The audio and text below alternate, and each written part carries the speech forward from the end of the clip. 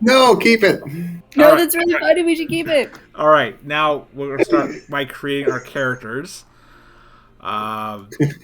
Jesus, Dana. Also, since when does Roll20 have a dark mode? That's cool. Yeah, Roll20 they just added that in, and it looks kind of dumb.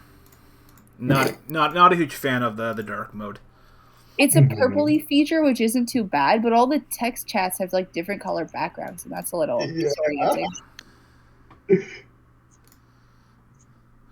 All right, so if you all open up your character sheets, Character sheet has been opened. Opened.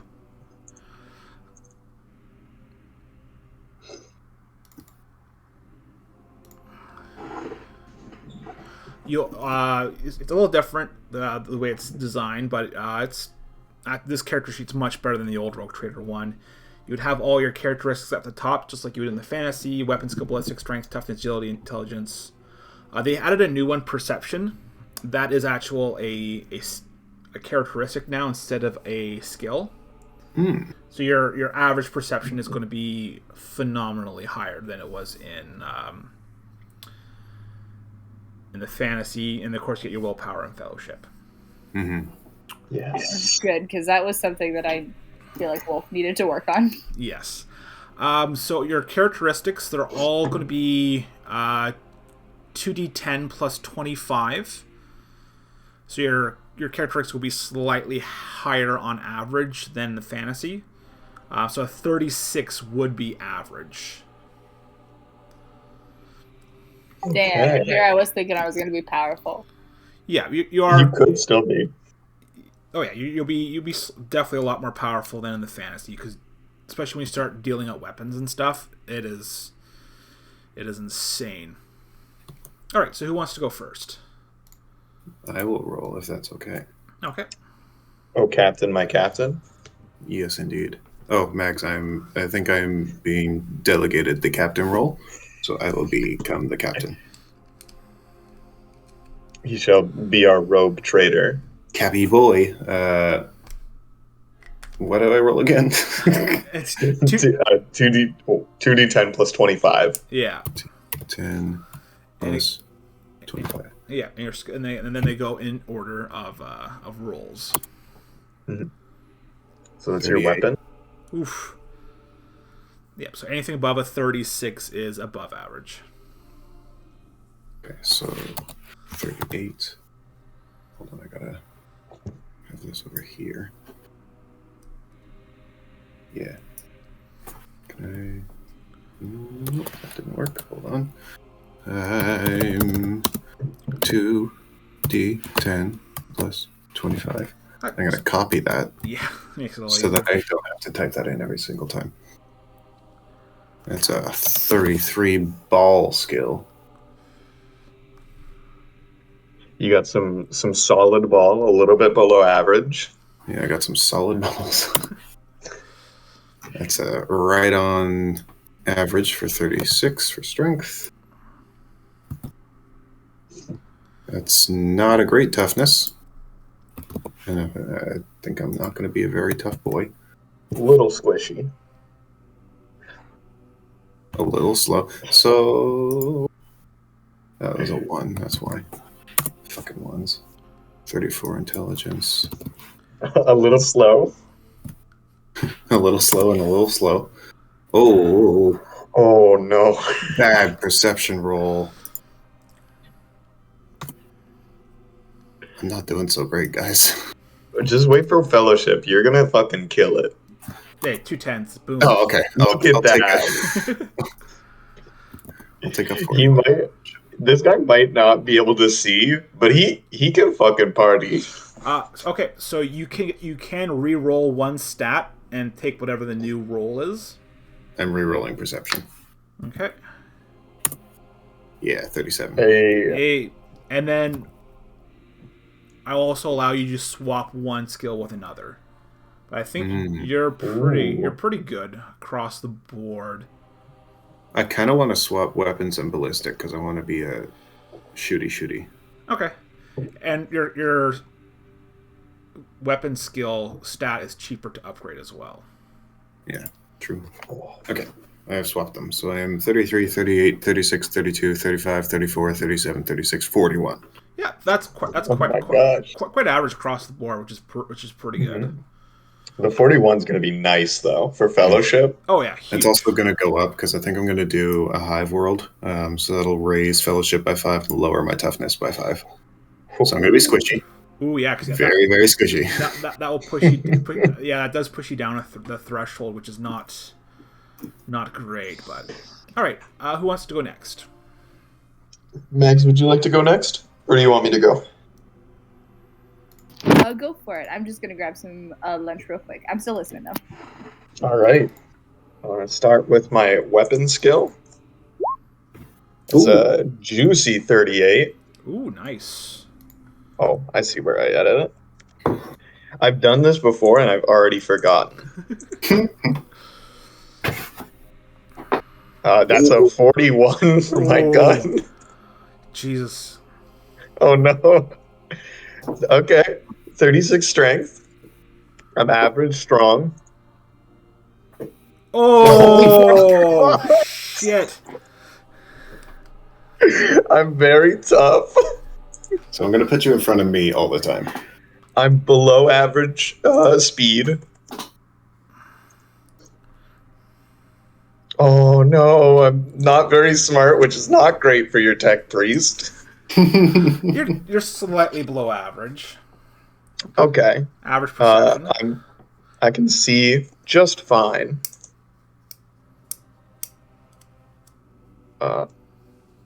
Okay. I'm very good willpower. And I can party a little bit, but not well. Oh my god.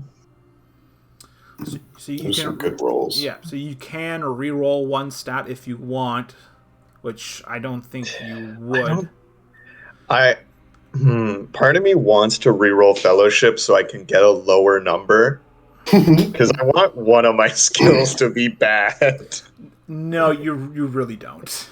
No, yeah, you're right. I won't re-roll. Yeah. But I will swap to.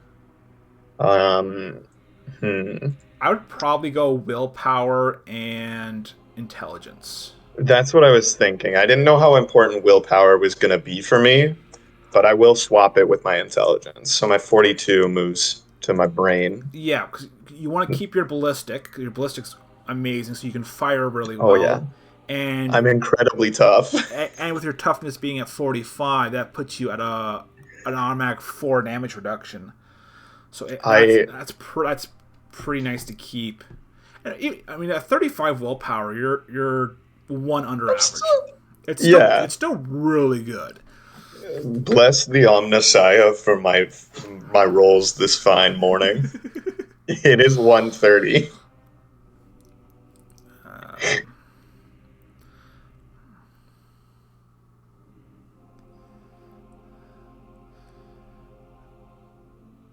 And then I don't roll for my servo skull. He just like my little skull has its own stats, right? Right. Yeah.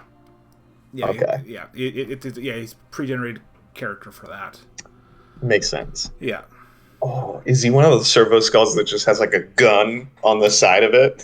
I think you can have a gun or something else attached to it. The image of a skull with a gun is so funny. It's like, yeah, the picture of the Explorator actually it shows the little service.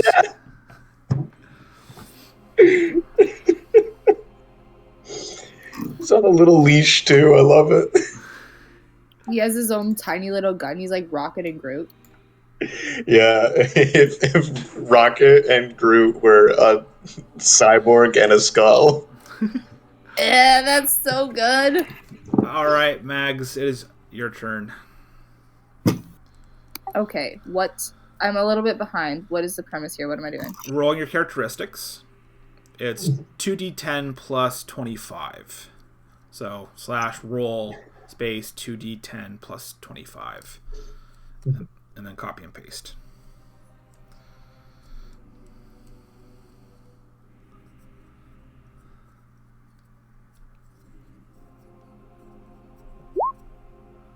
Oh, Yeah, nice. So this kid can swing a sword. yeah, so 39 would go into your weapon skill. Is that as my starting? Yes. Delicious. No, not 390. My God. You have a 390% chance to hit. You can boost your rolls above 100, so... Whoa. When you're firing fully automatic weapons, that's going to make a huge deal when you're... Because some weapons you can hit up to 10 times. Oh, Oh. shit. That's cool. You could take out like a whole crowd. Yeah. I know in the Death Watch setting you can fight hordes, which give you a huge bonus to how many creatures you're fighting at. Like, the more creatures, the bigger the bonus to hit. So you can be rolling, like, your target number could be like 160, and you're just like mowing creatures down. Oh my God. That's the goal. Yeah. Alright, so next would be a ballistic skill. Oh. Yes. Oh my God. You can fire a gun. Yeah. I don't know what it is with this system, but my God, these rolls are so good. Nah, I'm not complaining. Yeah. Mm-hmm.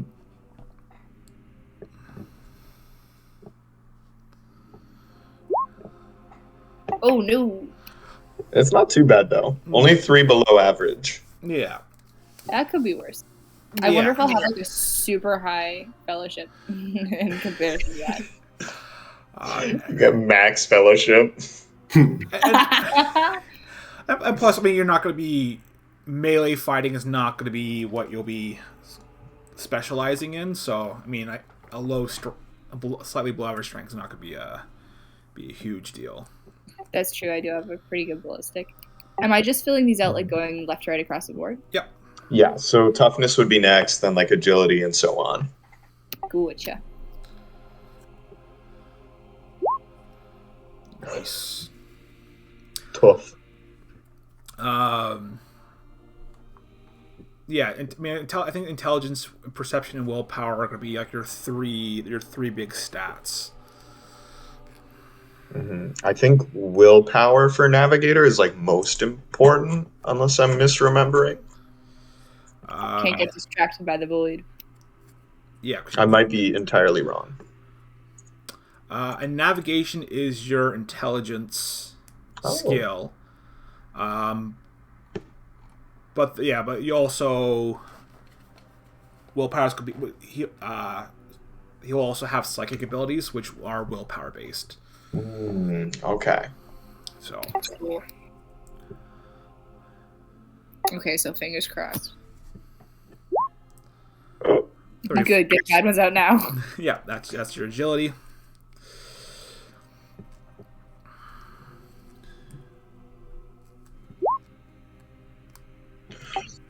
Okay. You do get a reroll and a swap later, so you might be able to make it up. Fingies crossed. Ooh. Nice. Some solid eyeballs. You have 39 eyeballs. Not enough. Oh my gosh.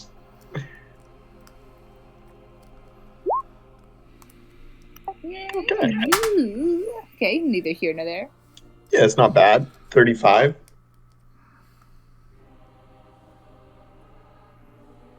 But watch this. Nice. Okay, I'll take it. Yeah.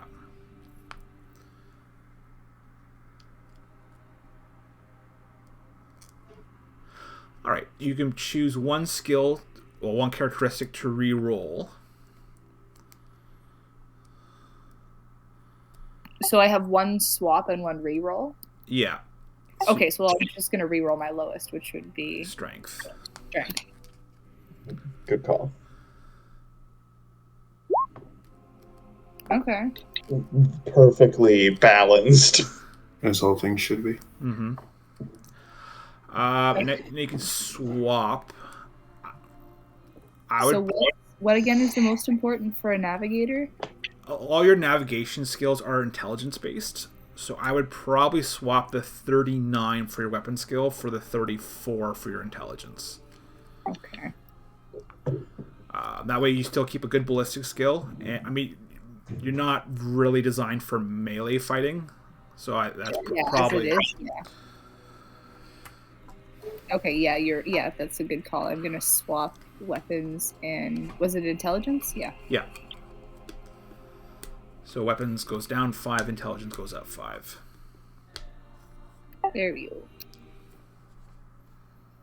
All right, so that's your characteristics. Now the kind of confusing hard part is your origin path. So on page 16, the sideways chart.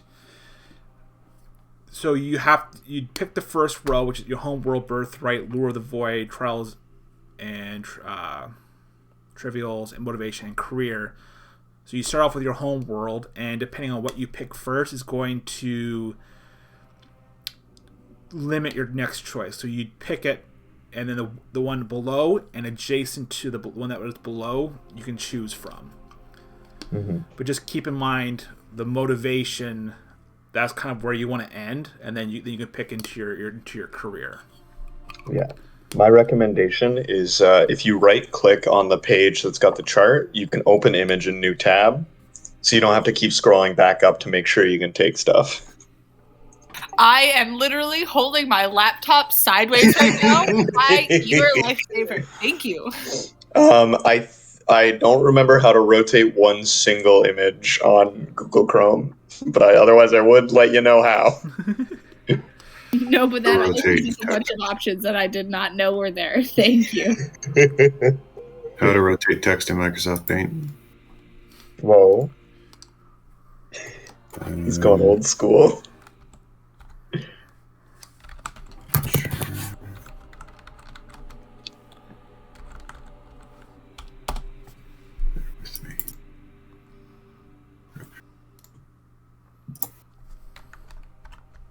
I've been scrolling back up and down, and I didn't even consider that I have a screenshotting app. What the fuck is wrong with me? Or you can just look up on Google Images for the career path. Oh, that too. But like, that's the smartest way. I already saved an image of it to my computer and flipped it. Okay. So, sorry, Kyle, could you explain like the I guess the alignment of the chart and how each path leads into the other? So your first choice is your home world. So let's say you picked Forge World. The next path is your birthright. You can choose Scapegoat, Stubjack, or Child of the Creed, because it's one below and adjacent. Gotcha. So and it continues from there. Yeah, so if you choose Forge World Scapegoat, and then you can go Tainted, Criminal, or Renegade for the Lure of the Void. Because you're Navigator, the two you'd have to pick for your motivation is Pride and Prestige. Pride and Prestige. Ooh. Yeah. And since Tate's going Rogue Trader, he would have to end in Prestige for the last one to get into Rogue Trader. I'm basically working backwards from there. For me, at least. Yeah. Your home world is going to be your most influential. It'll adjust your characteristics. You will find a lot of these options. There's some positive and some negatives. I think it was High Vendetta. One of the choices you can pick is that you will brook no insult. That means if anyone insults you, you may choose to make a willpower test to not get into a fight.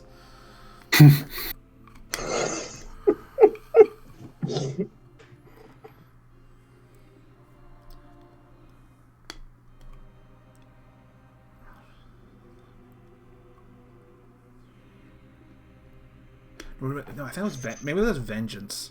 I can't remember. But yeah, it's can be quite fun. Watch me sneak back over to Tainted and become a mutant again. I promise you I won't. You could. I don't want to after what happened last time. Forge World, Scapegoat, Tainted, Press Gang, Fortune, or Vengeance, Explorator. I technically could. I Yeah. will not. Yeah, I think I'll just limit that one chart we get to make massive rolls and picking and get a bunch of them all at once. I think I'll probably limit that to like no, because yeah, especially when you first start your character, if you're not well experienced, because it takes you so much because you're so mutated that you can't. I wouldn't have been able to interact with any people. I would be like, all right, everyone go talk to these guys. I'm going to hide in a barrel nearby. Yeah, you'd almost want to buy stocks in Prometheum.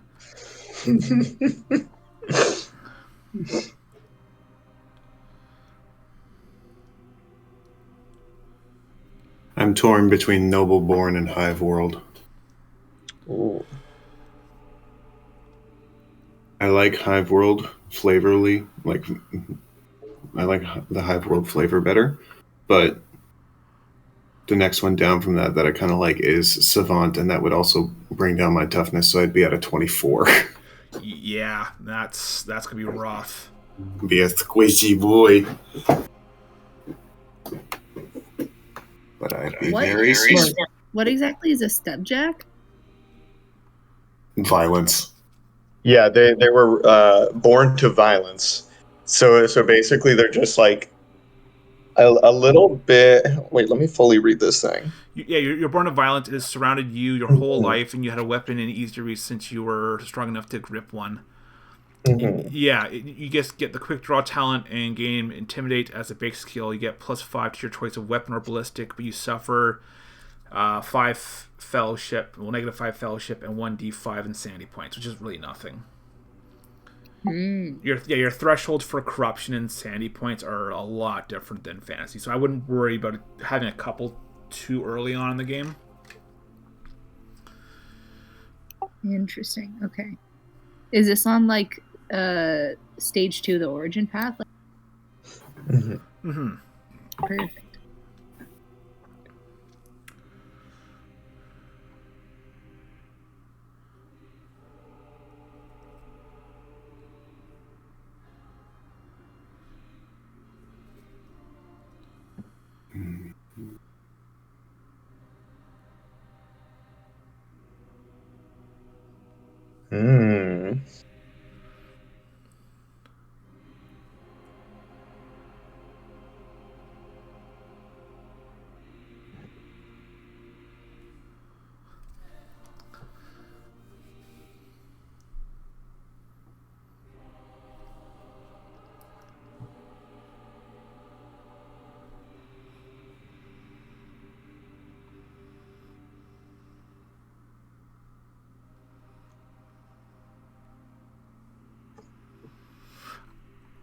Another good thing was starting with Nobleborn. You do get a bonus to your profit factor. More money. Not profit. Profit factor is a very abstract. There's no like money. You don't technically buy anything. You make requisition tests, which is a test versus your profit factor. So let's say you want a power sword.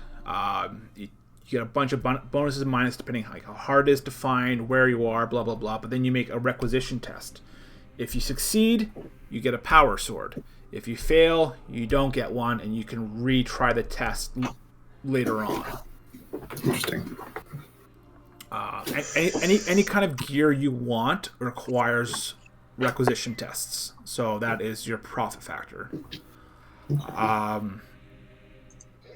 When we roll up your ship, Tate, there are a couple. You can either start. There's a chart. You can either start with more ship points and less profit factor, or you can start with a higher profit factor and a low ship points.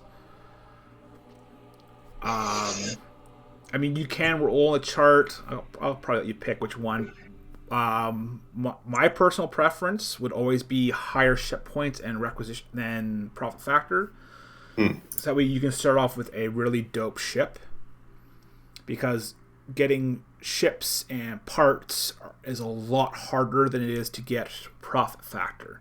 It's hard to get profit factor, don't get me wrong. Like, you'll be getting like 1 to 2 to 3 depending on what you guys are doing. But it's even harder to get ship parts and new ships. Because some of these ships, they can take decades or even centuries to make. Lovely. Yeah. So I'm sorry, I did get distracted a bit while you were talking because I'm reading a lot of things here. Okay. Could you repeat all of that? Profit factor good. It lets you get Profit stuff. factor good. Okay, Yeah. You just make requisition tests. gotcha. That's all I need. Yeah. I did hear most of it. It's just I think I missed a key part between ship getting and profit factoring. Profit factor is hard to get, but ship parts and ships are much harder to get. Okay, and profit factor leads to getting more ship parts, correct? It can. Sometimes, most of the times, just requisitioning ship parts you can't do because they're so rare. You have to find parts, scavenge parts. Steal them from other ships you find. Yep, you definitely can plunder other ships. You can get xenotech, so you can steal parts from like alien ships. So Okay.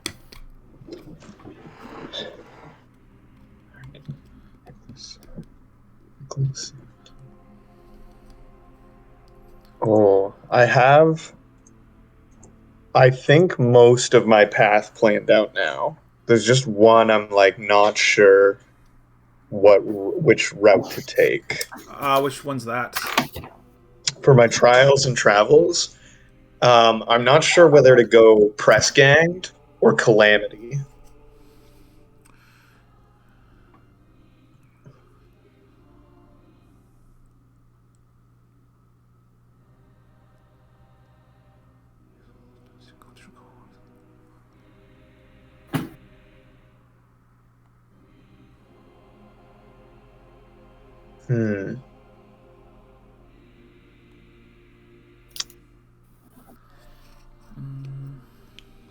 Part of me is leaning towards press ganged, though.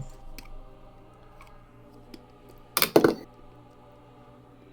haven't gotten quite down that far yet. I have a bit of an advantage because I did make a character before. Fair enough. It's You know what? I'm gonna go press ganged. Yeah, press gang is pretty good. You get to advance a skill you already have or pick up a new one. I also like the idea of my character once just being basically kidnapped and forced to work on a crew as an explorator in the past. Yeah, I mean, people stealing Adeptus Mechanicus trained people would be so valuable because they're so of your skill set. Okay. Guys, you can lower your toughness even more with Zealot. You want to be as squishy as possible. How I could. boy. I mean, I could be hypothetically down to 19. Oh my god. We look at our captain, a frail skeleton of a man. yeah, I would definitely not recommend that. I mean, I'm not going to. I'm just looking as I go along. But this could be very fun. My first character was vile. I think my highest skill by the end of it was 60. Christ. Yeah, There was a reason we destroyed this character. No, it was agility was 69 until we lowered it. Right, yes. I almost had 70 agility. So yeah, we had to nuke that character. Start all over again. Yeah, good lord. My new character walked in and accidentally hit the airlock release button, and the old character just happened to be in there and launched into the depths of space. Never to be seen again. Jesus fuck. So Kyle, I think I've got mine. Did you want me to go over it with you? Yeah, we can go get your character sheet pulled up so we can just kind of go input it as we go along. Sweet. So I'm gonna start on a Forge world. Okay.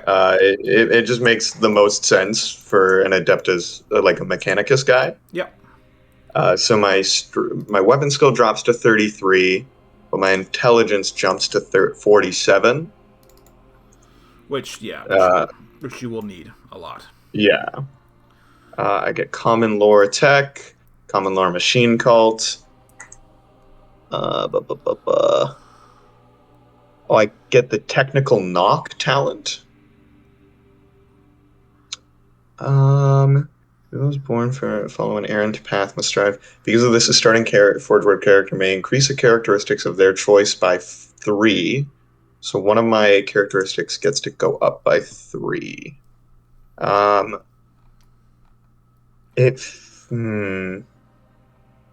of me wants to just put that intelligence to 47, but I believe one of my later ones will up it, or put my intelligence to 50. How often do you think I'll be up in the mix fighting, Kyle? I mean, like melee? Yeah. Because I'll have a power axe, probably. I mean, yeah, your ballistic and weapon skill don't advance easily, and you have 2 very powerful melee and ranged. Mm-hmm. I mean, intelligence is your tech use skill, which is a lot. Very important. Yeah, I mean, intelligence is so huge for you. I would probably get your intelligence as high as you can. Okay, then. I'm going to put those plus 3 into intelligence, so I jump to 50. I scrolled too far. There we go. Forge World. Born citizens know that the Emperor is their god and savior. They see their imperial creed through the lens of the cult Mechanicus. As a result, they can be surprisingly and sometimes dangerously ignorant of the common teachings and practices of the ecclesiarchy. Ecclesiarchy. Often failing to offer its clerics the level of defense they expect. I suffer a -10 penalty on tests involving knowledge of the Imperial Creed and a -5 penalty to fellowship tests to interact with members of the ecclesiarchy in formal settings. So I'm not very socially aware of the Imperium of Man. I mean, the ecclesiarchy, yeah, you can kind of piss them off. It's the Inquisition you do not want to piss off. Yeah. What's the ecclesiarchy going to do to me? Like, I help provide them technology, or at least my cult does. The ecclesiarchy is the Pope. Oh, okay, never mind. I'm so sorry, Mr. Pope. Hey, Pope Fuckface, how you doing? Yeah, they also they're in direct command of the Sisters of Battle, which have a very high penance for Promethium and flamethrowers. Okay, so I'll try not to piss them off. And then I'm going to roll for my starting wounds. 1d5 plus 1. That's a 6 total. Nice. I mean, that's the max that you can get. He's a hardy individual. Well, hardy. Yeah, well, that's plus your toughness bonus. Oh. So, yeah. Oh. Forge World characters double their starting toughness bonus. So it's 8. Okay, so 8 plus 6, 14. Yeah. Where are my combat wounds? Oh, right. Starting wounds. Current is 14 of 14. And then roll 1d10 to determine my fate points. That is a 5. So I have 2 fate points. In this game, you don't get fortune points We kind of do. They call it. You can use a fate point that works like a fortune point in the fantasy. Burning a fate point is like using a fate point from fantasy, where you actually avoid dying. Okay. Obviously, losing limbs is not a huge deal in this setting, obviously, because you can just get replacement parts that are equal or better. So I could just, just replace an arm if need be. Yeah. Up next, I was gonna go Stubjack. Born to a life of violence. I think this is going to be what leads into me getting kidnapped. Makes sense. So I gain quick draw, and intimidate becomes a basic skill that's trained for me. So intimidate. And I am trained in this. And then I suffer -5 fellowship. So my fellowship drops to 29. Okay, so you're just never talking. Don't let me speak to people too much. And 1d5 insanity points. Watch me roll a 5. That's out of 100, so it's not... Hey! Okay, never mind. The rolls are on my side again. And you get +5 to your weapon or ballistic skill. Right. I think I'm going to put that into weapon to bring that up to 38. Yeah, that's... I mean, you're not a combat specialist. You're just going to be you'll be very well-rounded, which is nice. Yeah, having a little bit more round numbers there rather than just an extremely high gun skill. Yeah, and plus, you do start. You're going to start off with a power axe, which is 1d10 plus 7, with with a huge pen. Like, yeah, if you hit, it's going to hurt. Yeah. Here's a quick question, Kyle. Okay. Would an ecclesiarchy ship ever kidnap someone and make them work on it? Yes. Okay, perfect. I mean, they wouldn't call it kidnapping. You've been forced into involuntary servitude. I've been enlisted. You're forcibly told. Yeah. Then my next one is going to be Renegade. I'm against the Imperium. I don't like them. And for my effect of the 3, I'm going to take Free Thinker and up my intelligence by 3. Oh, so you're doubling down on the ecclesiarchy. I'm doubling, and I'm going to triple down on the ecclesiarchy. In fact, so I take the enemy ecclesiarchy talent, and I lose 3 willpower.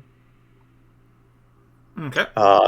For my trials and travels, I am taking Press Ganged. So I was an unwilling accomplice upon an ecclesiarchy ship. I was forced into indentured servitude for a bit. I gain a single skill as long as it has no prerequisites. So is that from the Explorator, chart? Or is that just, any skill?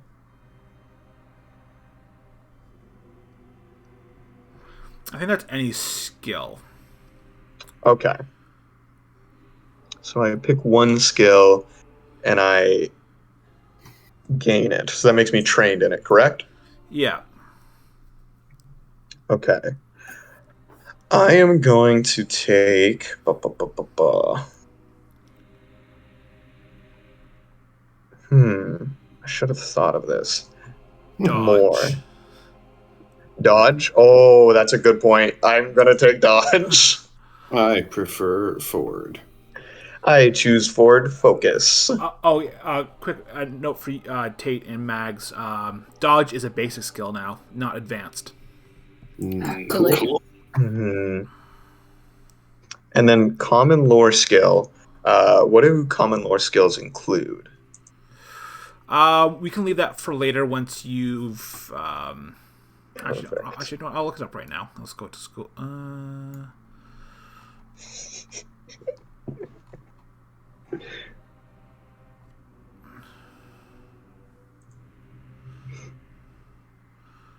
Common lore, you can choose Adeptus Abartes, Adeptus Astora Telepathica, Adeptus Mechanicus, Amastorum, Ecclesiarchy, Imperial Creed, Imperial Guard, Imperial Navy, Imperium, Chronos Expanse, Navitus Nobilis, Rogue Traders, Tech,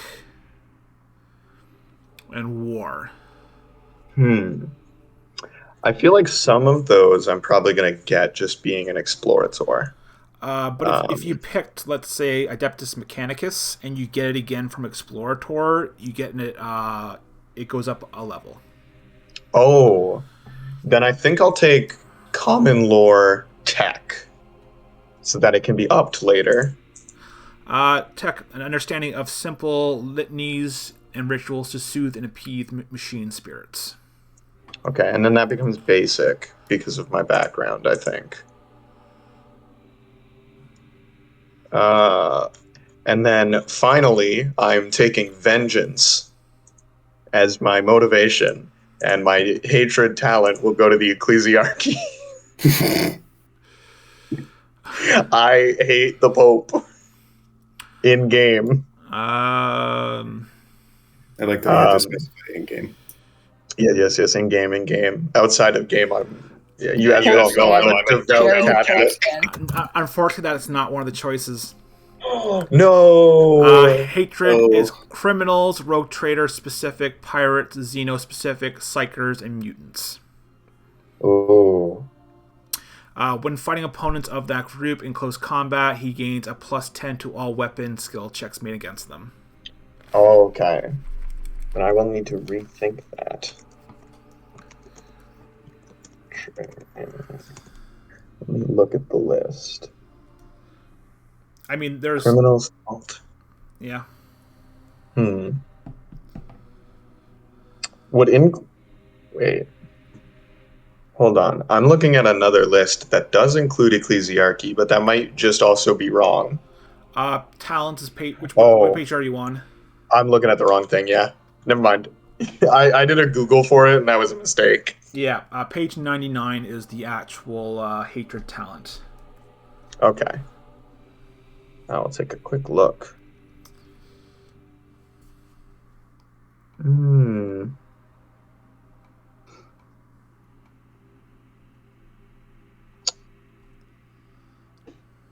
not too sure what would fit then.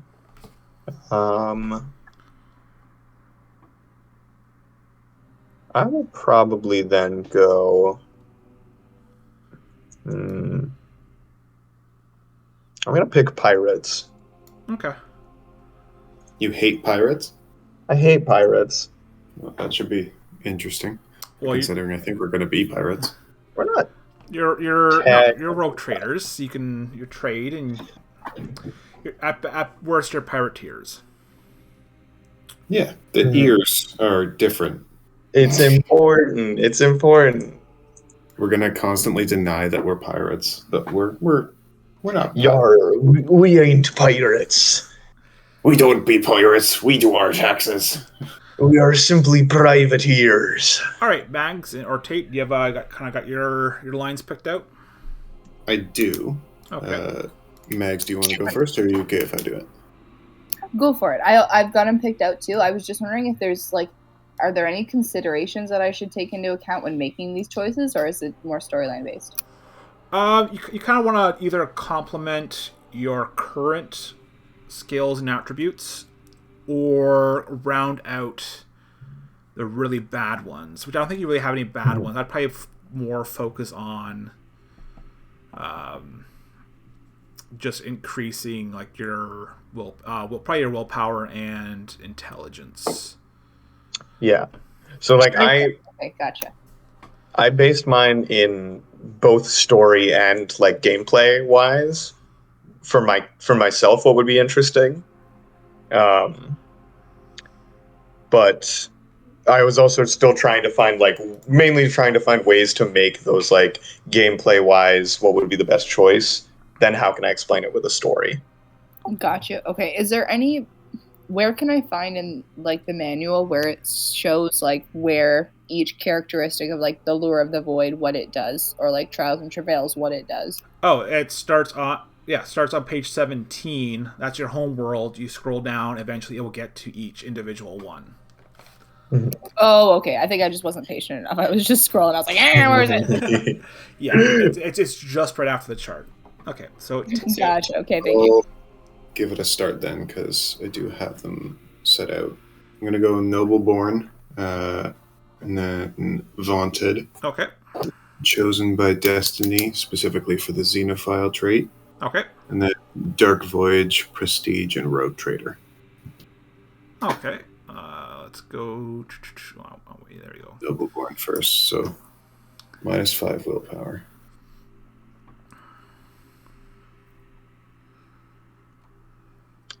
Oh. How do I adjust? This is very strange. You just adjust starting. Oh, you just adjust starting. Okay. Right. So down to 31 willpower and 46 fellowship. Willpower is not great. Yeah. It is what it is. I begin with literacy. I can read. Where is that? There it is. Yeah. So do I click literacy or... No. Oh, basic trained. Yeah. Basic trained. Speak language. High Gothic. That is a talent? No, if you scroll all the way down. Oh, I just put in Gothic then, right? Yeah, high Gothic, low Gothic. Guys, I'm a goth. Yo, he's goth. And then I would click basic trained as well, right? Yeah. Cool. High Gothic, low Gothic, has untrained basic skills. Etiquette. They gain a +10 bonus on interaction skill tests when dealing with high authority and informal situations. Where do I put that? Probably put on your talents. Okay. So that would be talent name. Etiquette. Etiquette. Etiquette. Just keep in mind, I'm recording, so. Oh, well, I mean, I don't. Yeah, fair enough. +10 bonus on interaction skill tests when dealing with high authority. You can copy and paste. No, I can't. I'm legally not allowed. Oh. I know, crazy. Legacy of Wealth. Same thing, just in the talents. I'd go to. Is it in your skills? Where's your? Sorry, I was gonna jump around.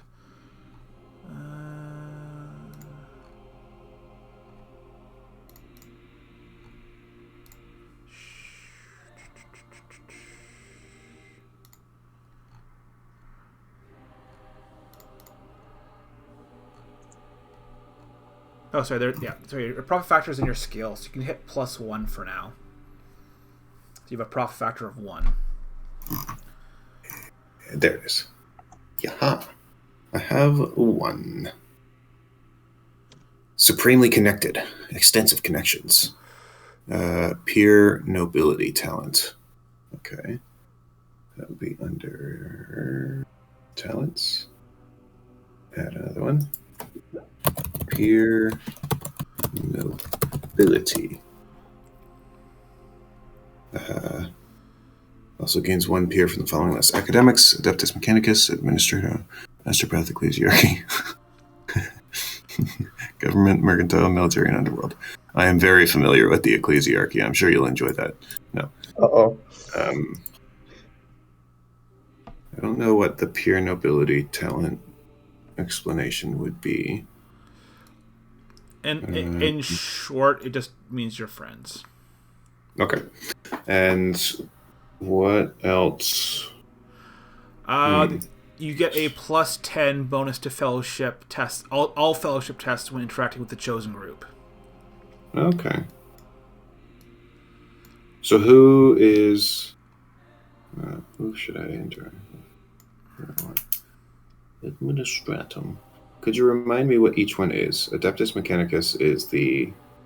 They're like the Forge people.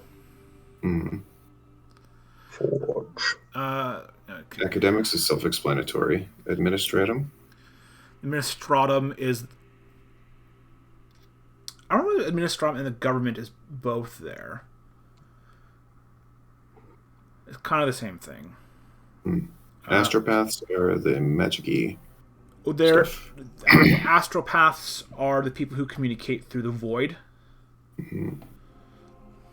Mercantile, merchants, military. I want to assume that's the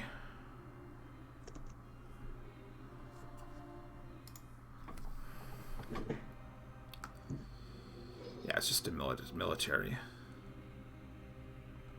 I'll take the military. I feel like that could be useful at some point.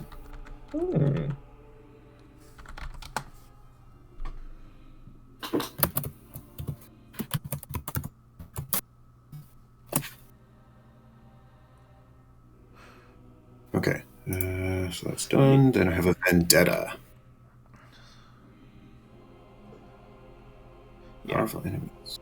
Yeah, I don't want those the government and Administratum because they're basically the same thing. This guy's got a high vendetta. I just have a vendetta. It's sober. Oh, okay. Yeah. Whew. We will talk about that privately, I think, Kyle, if that's fine, because I'll need some more explanation as to what the groups are and stuff. It's a vendetta against my character. Starting wounds, 1d5 plus double the toughness bonus. Oh yeah, I forgot that. Okay, so what is my toughness bonus? At a solid 32. So you have 3. Awesome. Yeah, so it's 3 plus 1d5.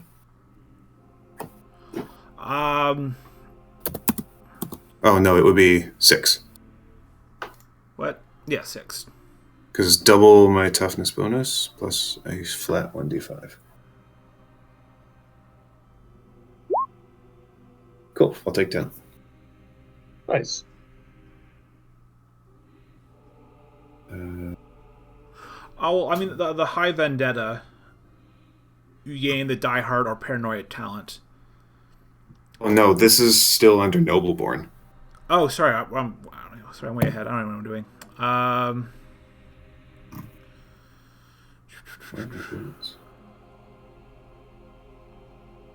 Am I blind? I feel like Your I'm missing. wounds? Yeah, I'm Wounds trying are to under combat on the right section of the armor and defense. Gotcha. There we go. So Yeah. I'm at solid 10 to start. Hell yeah. Okay. After that, it's fate points. So roll a d10.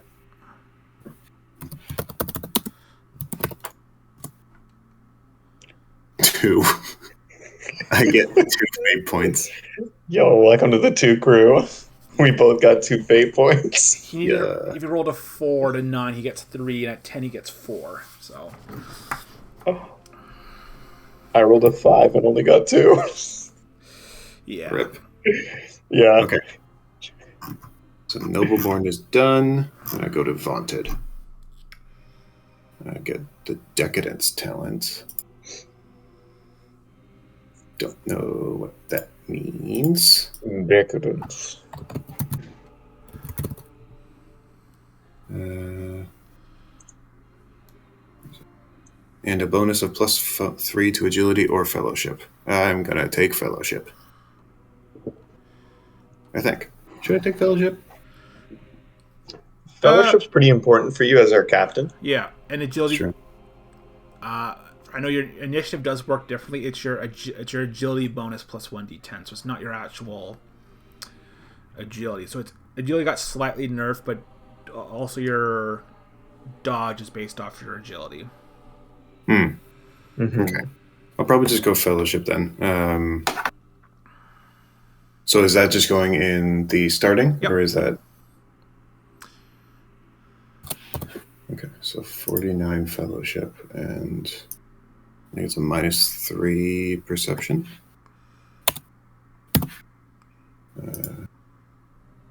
And then 1d5 Corruption points. Ooh. I'm pretty corrupt. Yeah. Out of 100. Out of 100. Oh. Yeah, I'll copy and paste your decadence into your talents. Please, thank you.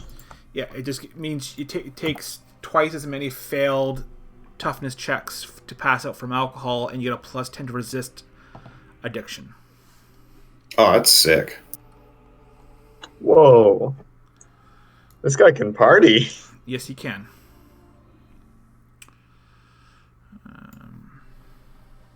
Huh. All right, sick.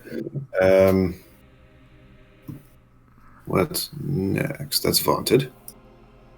So I'm a druggy boy. Lure of the Void. So after that is Chosen by Destiny.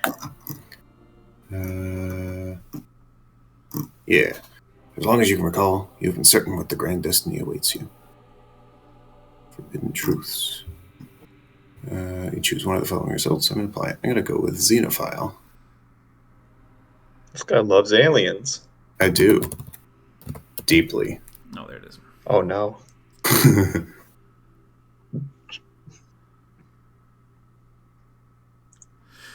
Yeah. And that goes in Because talents, correct? But yeah, because you will be dealing not always hostily with aliens, because you can, as a rogue trader, you are actually legally allowed to trade with them. Nope. Cool. I can just show stuff. That's an interesting name. it's temporary. Woo woo woo woo.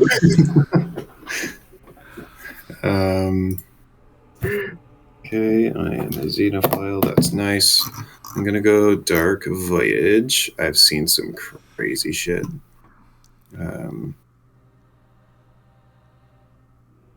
Do those go into talents as well? Oh wait, hold on. You gain a single forbidden lore skill. Ooh, what does that mean?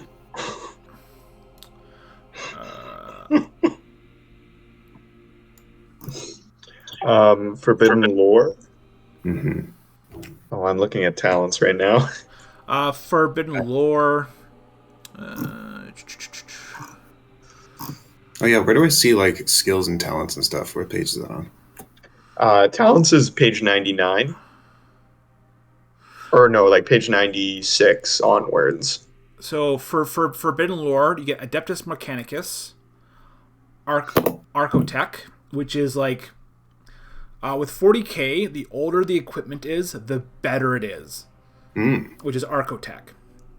Demiology, Heresy, the Inquisition, Mutants, Navigators, Pirates, Psychers, the Warp, Xenos.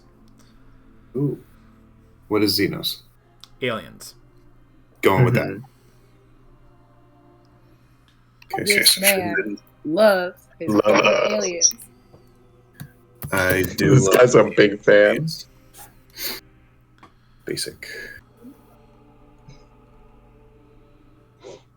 Or you may gain the resistance to fear. Nah, aliens. Marked by darkness. 1d5 insanity points.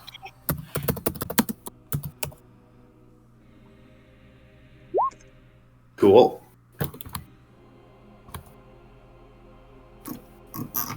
Those would go under Psychotic? No. Ooh. Talents. Yeah, that was 4. 9. Ooh, you can go real crazy. Dark Voyage is done then. Sorry this is taking so long. It's still very new to me. No worries.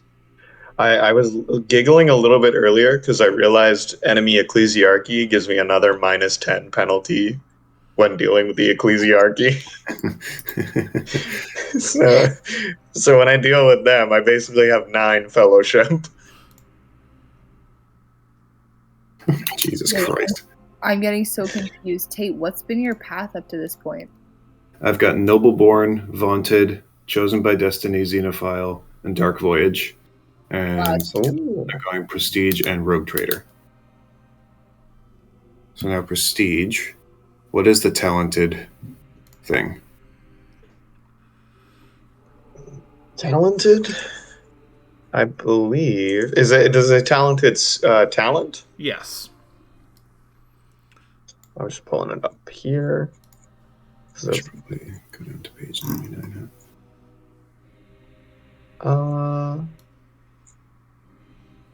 talented. Talent groups any skill. The explorer has a natural affinity for a particular skill. He chooses any one and gains plus 10 bonus to tests made using it. So basically, you pick one skill and it just gets a plus 10 bonus. That's pretty sick. Yeah.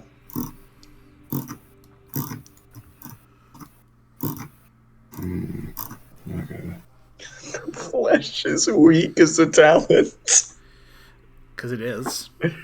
And I feel like that's in my future. Well, you start off with a bunch of implants, so.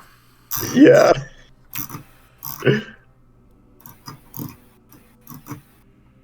So I just choose a talent. Jesus. Fuck, now I gotta choose.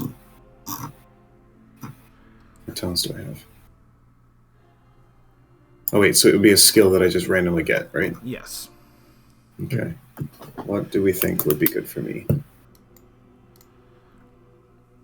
And this could include advanced skills? It just says, yeah. It just says, Yeah. Any skill is the talent group. I mean, dodge is pretty dope. Dodge is really good. And I do have a shitty toughness. Yeah. That would be good. Because you mean all your charm and all that kind of stuff you will pick up over time. Okay. Yeah. I'll take dodge then. No, it'd be untrained. Oh. And it'd be talent. You'd put 10. Oh, gotcha. So.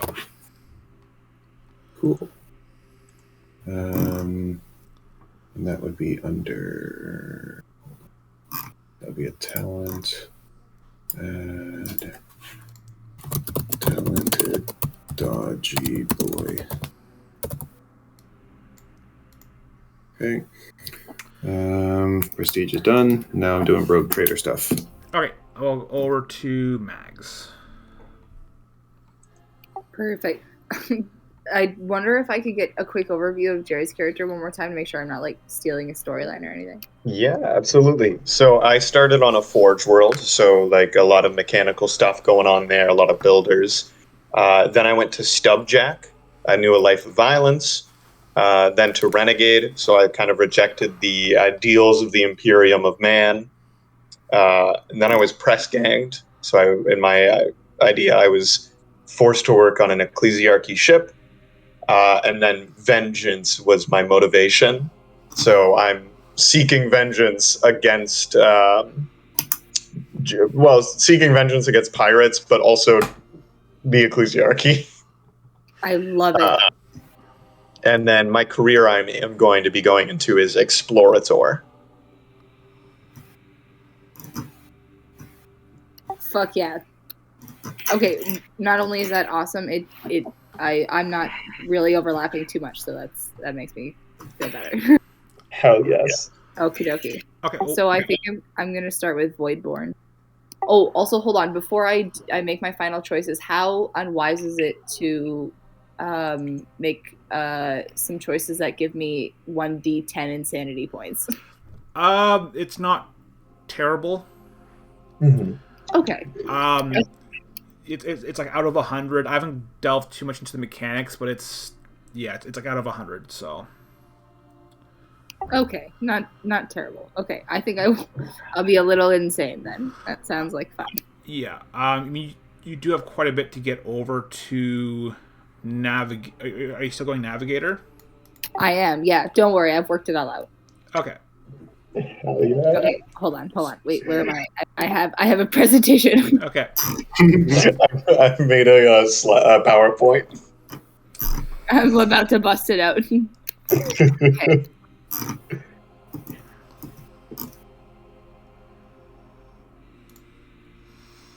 Voidborn. I'm just looking for it's above Hive. There it is. Okay, so I get -5 strength and +5 willpower. Okay.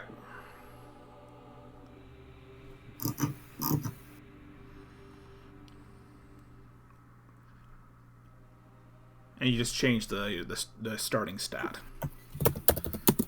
Perfect. Okay. Oh, one quick thing to note on your character sheets. Under characteristics, you will find a section called Quick Skills. You get to put 3 skills that you can quickly access at all times. Oh, hell yeah. Mm-hmm. I'm immediately going to put tech use under one of mine because I feel like it's going to come up a lot for me. Yeah. Ooh. Right now it's just showing 3 awarenesses, and I just imagine like a hyper perception of like constantly scanning. Always aware. Mhm. Perceiving, but there is nothing to perceive. Okay, so I think I'm gonna go with Voidborn because I really like the idea of my character kind of being from this environment that has no kind of stable rules. Everything is kind of dependent on the world outside, and I think it would be really cool to have an origin like that. I'm looking around. -5 penalty on fellowship tests, but other than that, no. Everything's fine. Okay. So I think wait, wrong tab. Okay, moving on. I'm gonna go for Birthright is a subject. Oh, you still have a lot more things to add for Voidborn. Oh, yeah. Oh shit! Wait, what did I miss? Your starting skills. Okay. Let me know what I'm supposed to do. Okay. Yeah. So you -5 strength, +5 willpower. You've done that, right? Yes. You gain speak language ship dialect.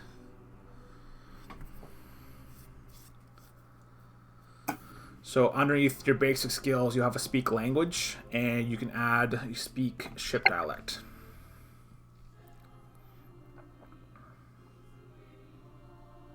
Okay, I think I got it. Yep. And there's Do I hit basic? Yep. And also trained or just basic? Basic. Okay, cool. And then you under talents. If you scroll back to the top.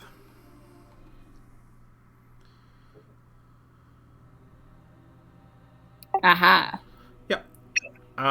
You'd add a talent called Charmed.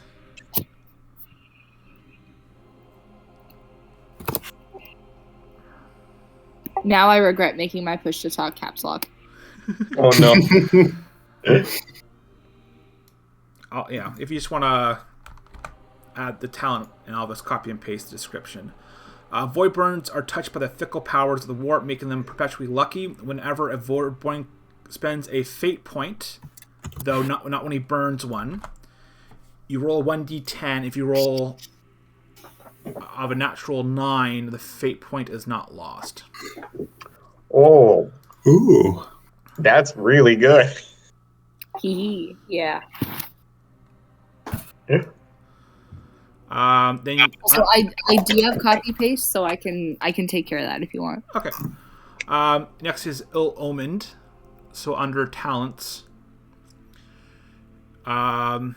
basically because of this, the Voidborn suffers a -5 penalty to all fellowship tests when dealing with people who are not Voidborn.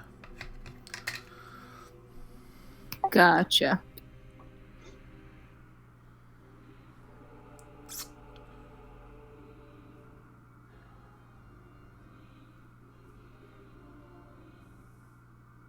Oh my god. I rolled on the name chart and I got Holt, so I think I'm going to be Captain Holt. There's Yes. there's a name chart? Yeah. Yeah. Oh, where? Page 31 in the book. It's, I don't know if it's actually page 31, though. 32. Oh my gosh. So next will be ship-wise. Do you treat navigation stellar and pilot as untrained instead of advanced? Is that under skills or? I don't even bother copying that down because you're starting off, I think, with both of those skills, so it's not going to make any difference. Oh, okay, gotcha. Perfect. Void accustomed due to the strange and unnatural childhood, the Voidborn are used to various changing gravity. They are immune to space travel sickness. In addition, zero or low gravity environments are not considered difficult to train. So under talents, I'd probably copy and paste Void accustomed.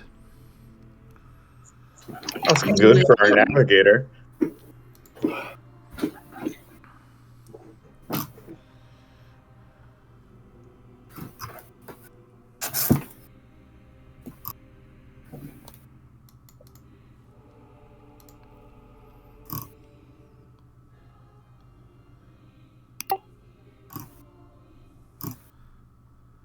So it's roll a D100. Okay. Of course you would. Yeah. It's a fucking of course.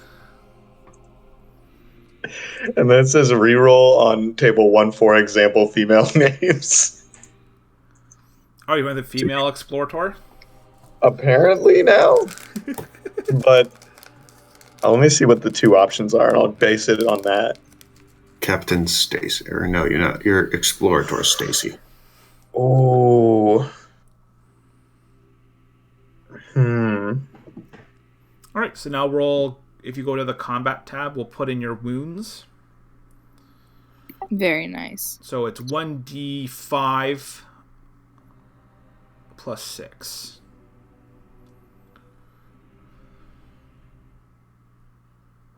Do I roll that like in Roll20, or do I hit the button? You can hit the button. Oh, cool. Ooh. I know. I'm gonna be Roland. Nothing is happening when I hit the button. It should ask for an input value. And then you should hit. If there's a pop-up, I'm not seeing it. I'll hit it for you then.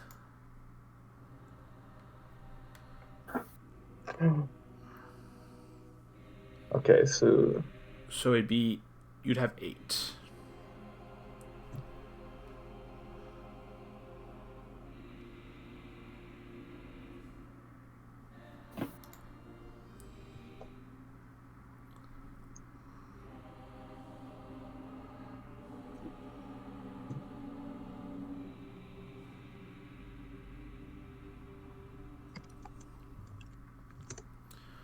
So under current and max, you'd put 8 and 8.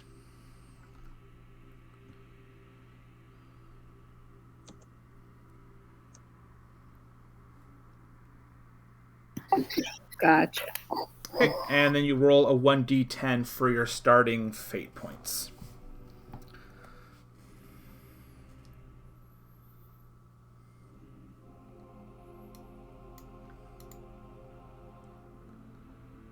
So you start off with 3. I was hoping for that 6 to 10. I know. Yep. So under skills, right above skills is your fate points. So you can put 3. You currently have the most fate points out of any of us. That's Loki. Yeah. Shows this origin. All right. So what is your birthright? Birthright is yes. I'm going for Stubjack. Okay. Scrolling. So There we go. Yeah. So you get +5 to your weapon or ballistic, -5 from fellowship, and 1d5 insanity points, and you get the quick draw talent. Perfect. Give me a second to cue that in.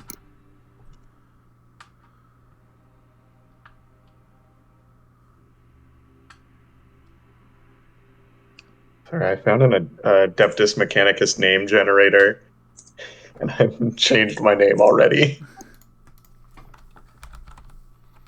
Still using my D100 roll, though. I'm just taking the nickname. So now I'm Rodax Kurz, but I go by Rook. Damn. Cool. Nice.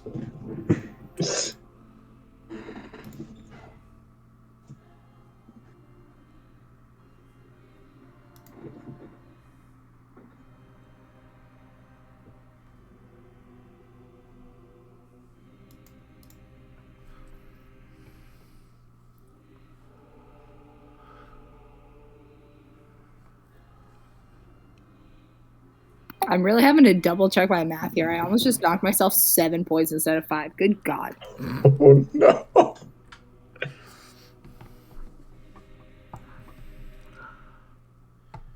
Should I just like max out my ballistic skill? I like that idea. Yeah. Or should I bolster my weapon skill? I would stick with your ballistic. Fuck yeah. Because, your weapon skill is going to be very hard to upgrade. And your strength is really low, too. So I wouldn't even bother. Perfect. Okay, so I put in the okay, yeah, quick draw. Where is that? Talents. Gotcha. Oh, you get quick draw as well? Uh-huh. Hell yeah.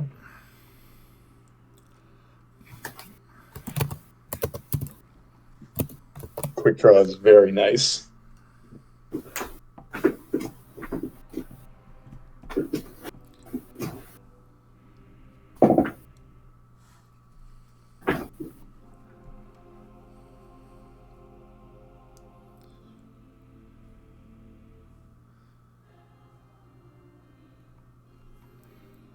And oh fuck, do I put in 5 for insanity points? It's 1d5, so you got to roll. Oh, perfect. I have a chance.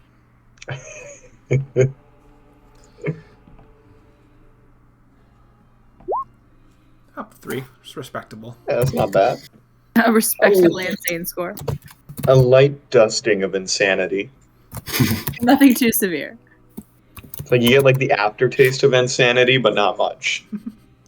All right, so what's your next one? Your Lure of the Void. I'm skipping over to Duty Bound. Okay. Which effect are you taking? I like the Duty to Humanity because I get a +3 intelligence, but I don't know what the -1 to your group's beginning profit actor. I don't know what that means. Yeah, it's profit factor.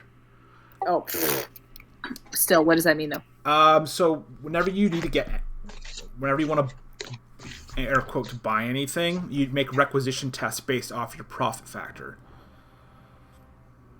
So Does anyone else have this -1? no, other people have +1s. Mm-hmm. Okay, so I wouldn't be like a detriment, really. No, like it's not. Yeah. If you guys are gonna start the way I'm thinking, you'll have a very low profit factor to begin with anyway, so it's not gonna make a huge difference. Okay, then I'm gonna pick that one. Perfect. I'm gonna pick that one then. Sorry, I keep forgetting which button is I can push to talk, and I keep like speaking to myself, and I'm like, wait, they didn't hear me.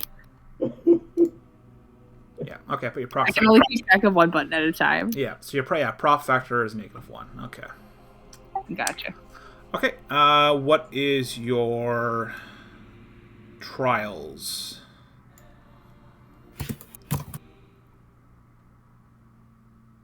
Let me double check. I'm pretty sure it is Dark Voyage. Okay. So I think that gives me some more insanity.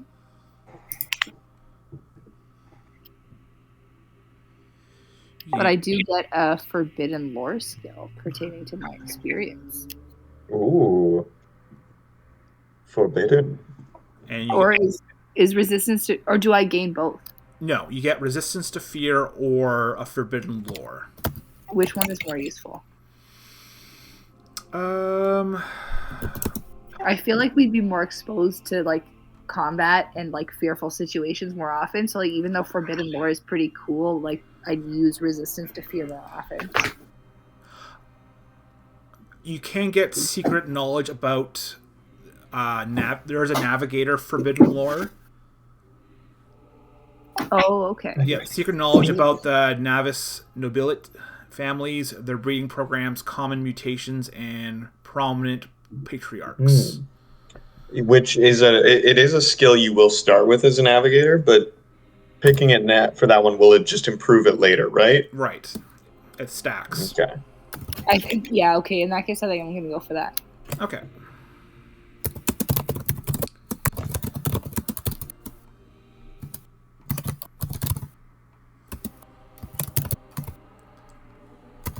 Where do I add that in? Under advanced Skills. skills, there's a Forbidden Lore.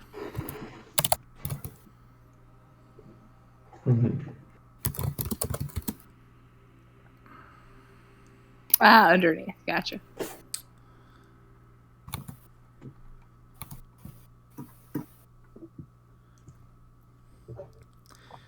Sorry to make you repeat yourself, Kyle, but what's specifically the lore? Navigators. Perfect. And basic? Yeah. Awesome. Any more insanity? Yep. They're Let's get crazy. Is it another D5? Yeah. Oh, Getting spicy. close to the line.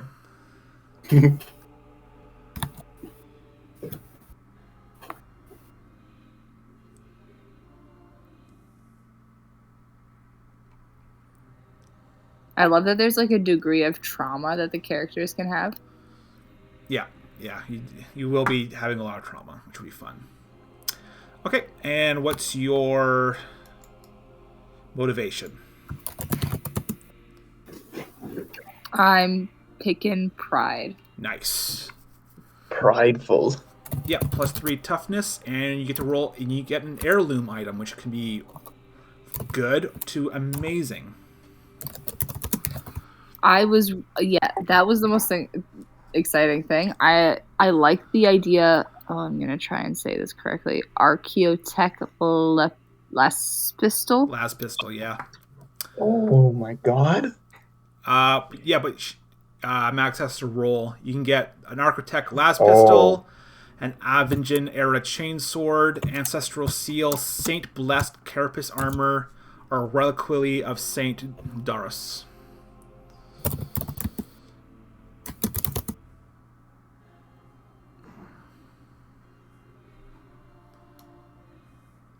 Yeah, I'm just manifesting it. I'm just putting it out there. It's a 1D100, right? Correct.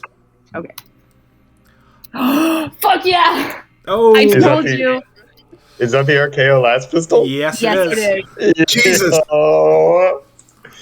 It's I like the book The Made it Secret. happen. Yeah. Yes. You put it in the universe and it's bound to happen. Bring it back to me, baby.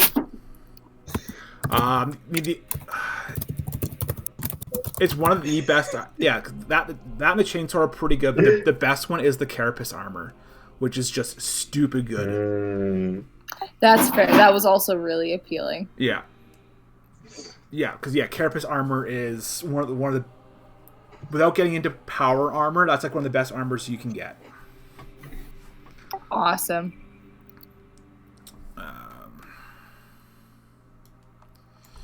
So copy combat ranged. I'll just add that. We'll have the stats later.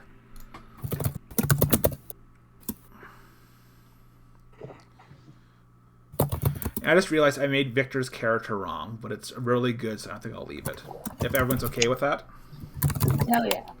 Yeah, sure. Yeah, because he went like all right, but ended up being a Void Master. And I should have caught that earlier, but I really like his character. Oh. Yeah, but I really like his character, and I think you guys will like it too. Like it's a very strong Yeah. character. I don't care that much. Yeah, because I was thinking about because he got prestige because he got the ancestral seal, but with prestige you can't get into Void Master. I'm only a little bit mad, and I'm only gonna scream a little bit in the game. But he is super good terms with Mechanicus. Oh, okay. I'm on board. I love it already. All right, so Wow. we'll skip the names and stuff because I've already got a name Yeah. for mine. I've also got a name. okay. So starting prof factor and ship points. You can roll a 1d10, but I will let you guys choose as a group which one you pick. My personal pick would be the number 10. It's 20 profit factor starting, so it's super low, but you get 70 ship points. So you can start off with like a frigate. What page is this on? Sorry. 33. And it'll give you it'll explain what your profit factor is and ship points on the next page.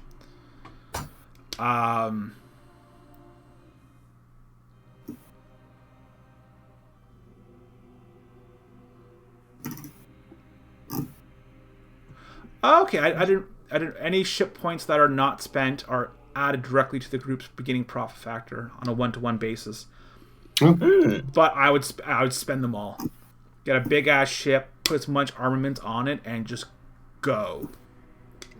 I am down for like a very strong ship from the get go. If y'all are. I'm also down for that. Is size directly? Well, does size matter? Yes. Okay. Yeah. Yeah. Well, we'll go over like the shipbuilding part later on. But this will be like 70 points. You can buy a lot, and then whatever you don't use, you can just throw into profit factor later on. So I would just go the 2070. I'm down for that. Yeah. Yeah. As the captain. It is your ship technically, Tate. We all just work on it. Yeah. So I'm thinking of getting a character in my head that I like. When I had that, I have the nobility thing where there's a vendetta against me, correct? Yeah. Ooh. Yeah. So could I make that the military, even though I am part of peer military? We can. Yeah, we'll talk about that later on. I'm not going to worry about that too early. Because that would be a big part of my character's backstory.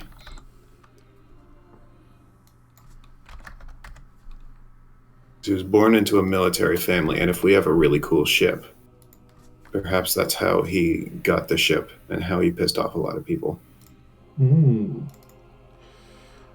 Right now, I'm just adding experience to your character sheets.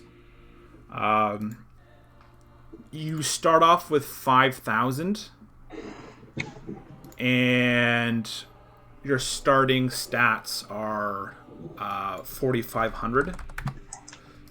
It's important to keep track of earned and spent because on the character creation, like on your career sheets, you'll have certain ranks, and the more points you spend puts you in new thresholds of ranks.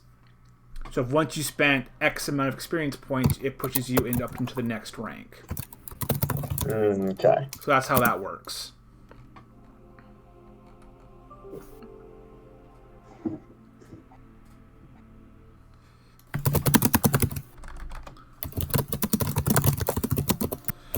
Alright, so next we'll do careers.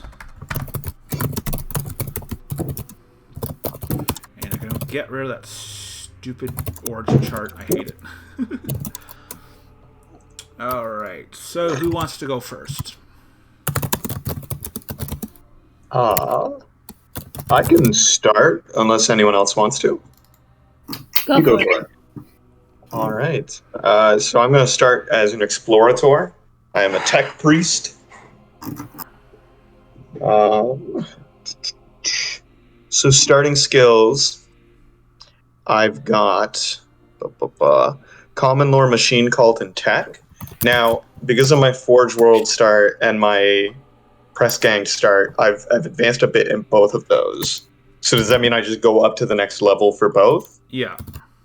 Okay, so that would bring my Machine Cult lore up to Trained. Yep. And my Tech lore up to a +10. Yep.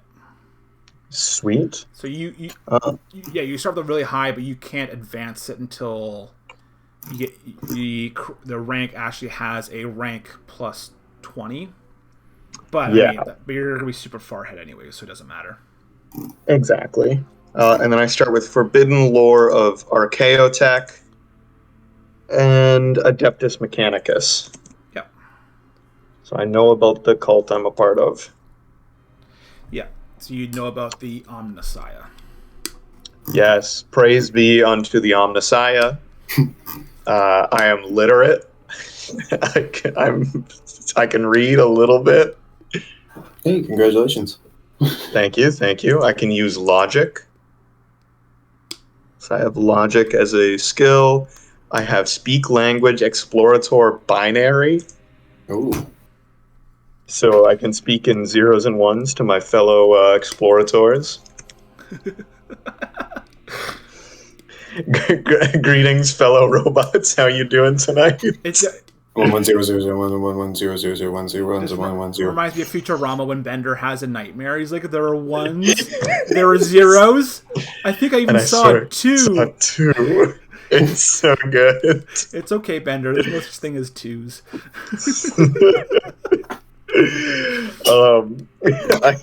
I can also speak Low Gothic and Technolingua, which is such a good name for a language. Technolingua. Technolingua. I'm trained in tech use as well. Which is And the whole reason you're there. exactly. If I wasn't, it would be very uncomfortable. I'm trained in Technomar Trade, which is an intelligence form of trading.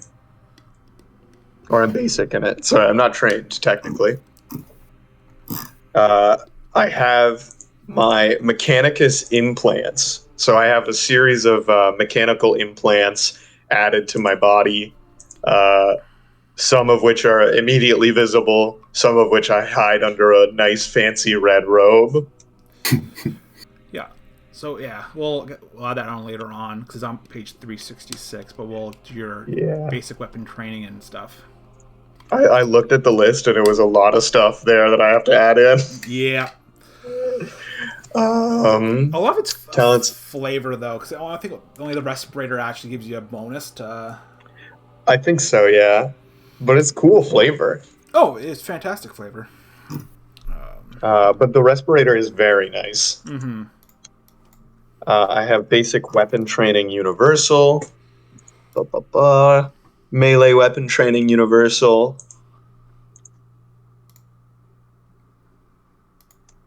Both are fairly self-explanatory.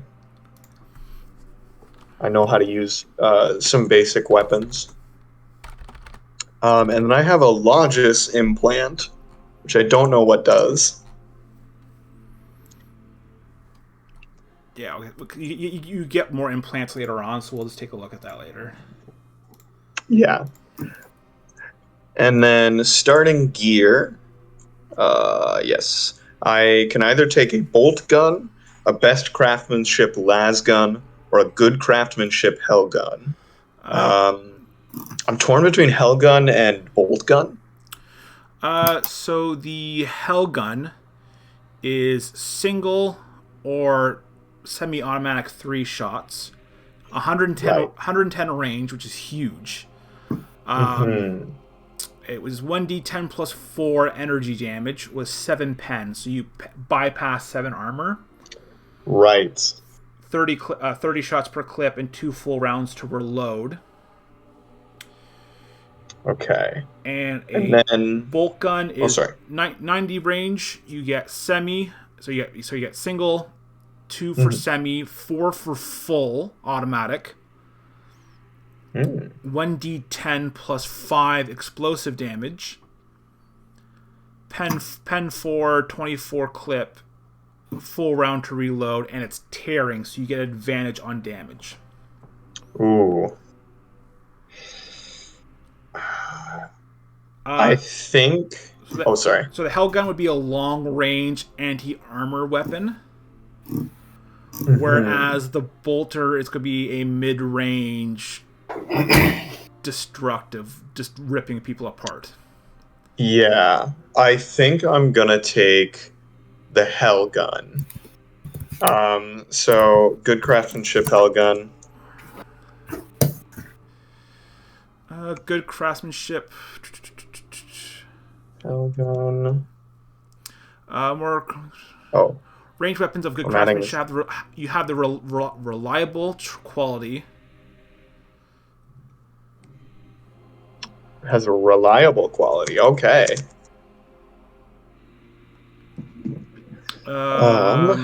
Which, based on tried and true technology, reliable weapons seldom fail. If a reliable weapon jams, roll a 1d10, and only on a 10 has it in fact jammed. Otherwise, it just misses as normal.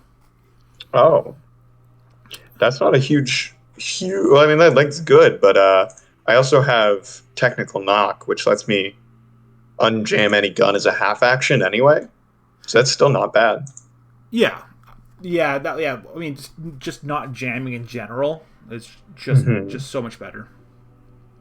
I added this under melee weapons. What the fuck am I doing? I don't know. Your next weapon is a melee weapon. Yeah, I think we already know what you're taking. Yeah, you said 110 range for the Hellgun. Hellgun? Yep. And 1d10 plus 4. Energy type. Yep. And penetration 6. 7. 7. Yeah, you're gonna be very anti-armor. 2 full rounds to reload, though. Yep. And what was the rate of fire again? Sorry. Single and 3 for semi. Okay. 1 and then 3. And then it's a 30-round clip. Correct. Perfect. And it is not tearing. Right. But it is reliable. That it is. Is that reliable? A pistol as well? What class of weapon is that?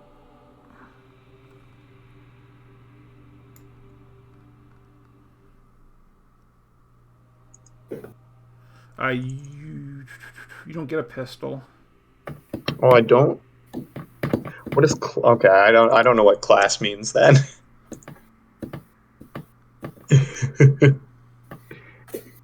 Okay.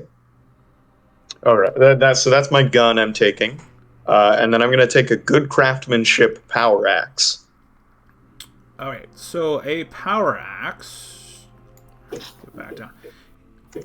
It is 1d10 plus 7. Okay.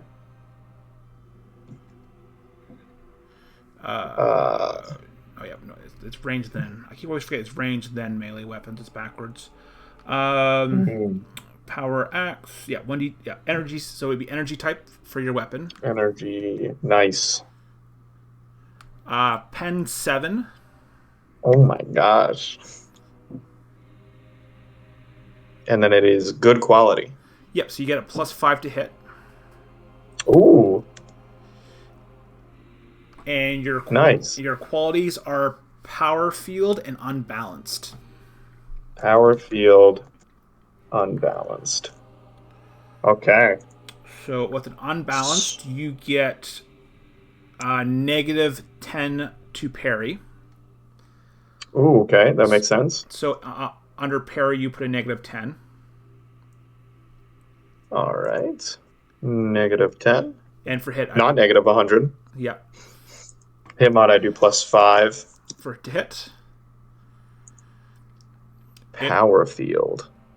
And whenever you successfully use this weapon to parry an attack, made with this weapon that lacks this quality, you have a 75% chance of destroying your attacker's weapon. Oh shit. Okay. Weapons with the warp. Oh, it's warp weapon. Warp weapon and natural weapons are immune. So power, warp, and natural weapons cannot be destroyed by this. That makes sense. So I can't destroy someone's hand by parrying it. which does not make any sense because yeah. Hmm.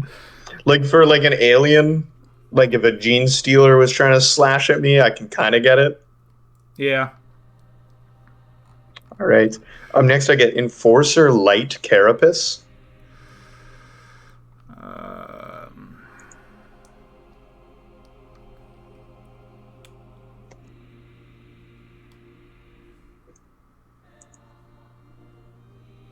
five to all locations. Ooh.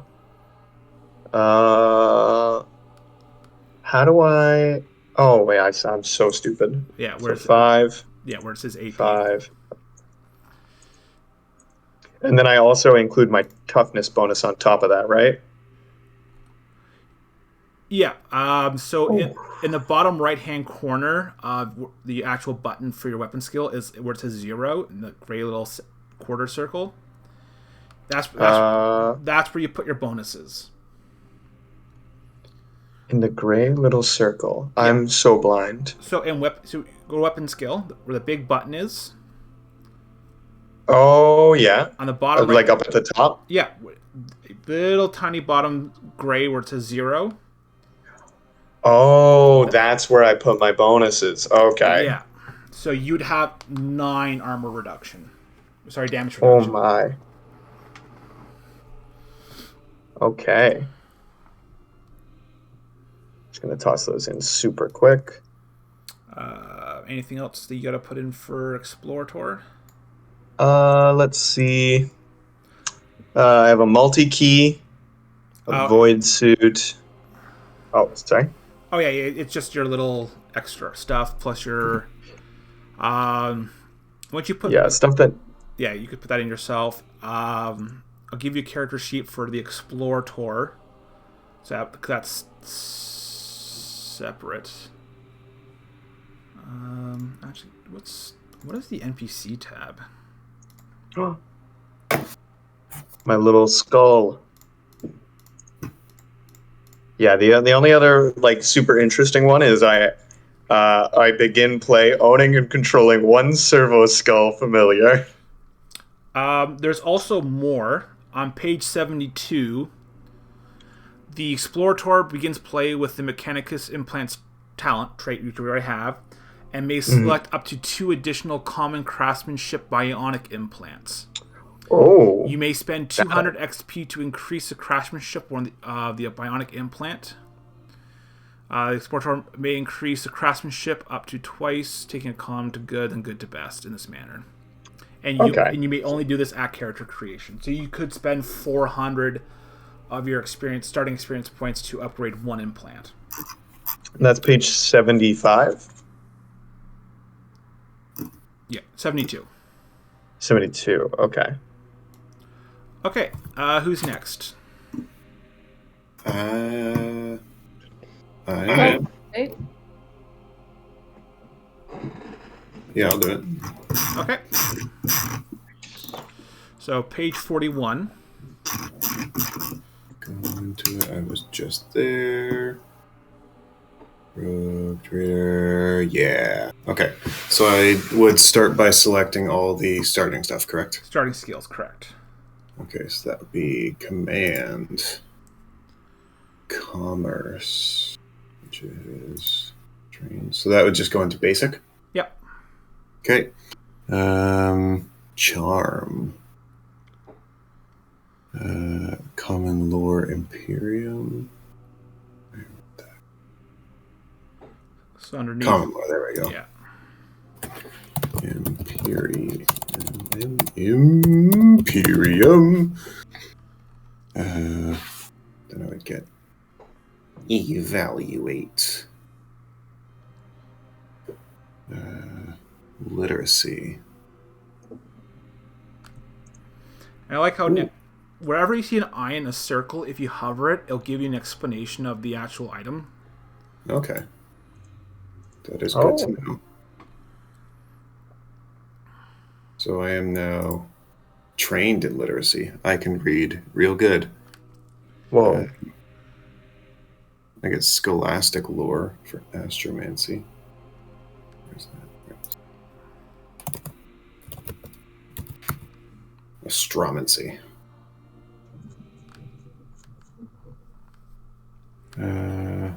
Speak language, High Gothic, Low Gothic. So those are both trained now. That's pretty cool. Starting talents. Air of Authority.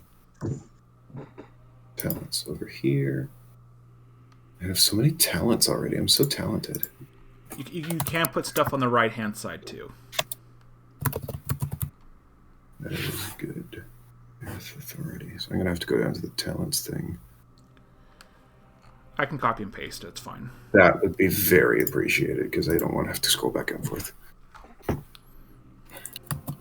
Pistol, weapon, training.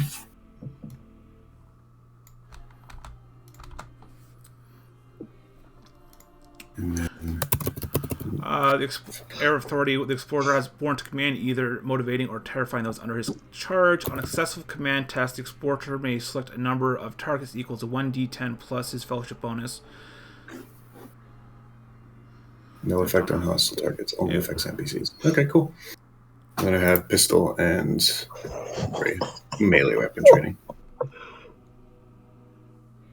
Starting gear. What's the difference between a las pistol, hand cannon, and a plasma pistol? That is a fantastic question.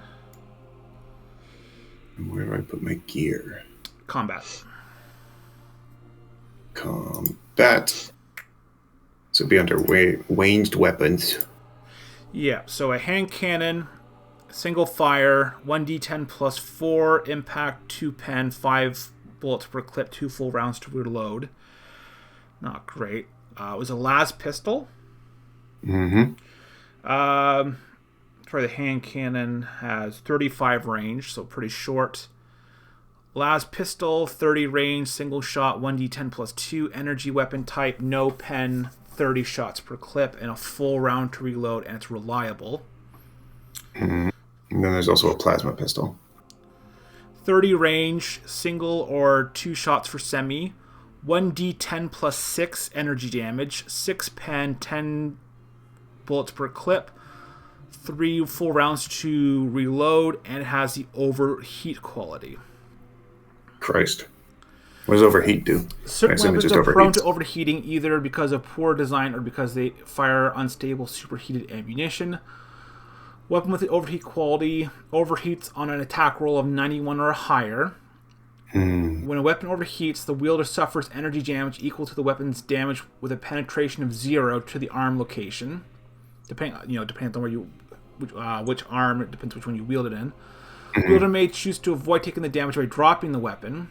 Dropping a weapon is a free action. A weapon that overheats may spend the round afterwards cooling down and may not be fired again until the second round after overheating.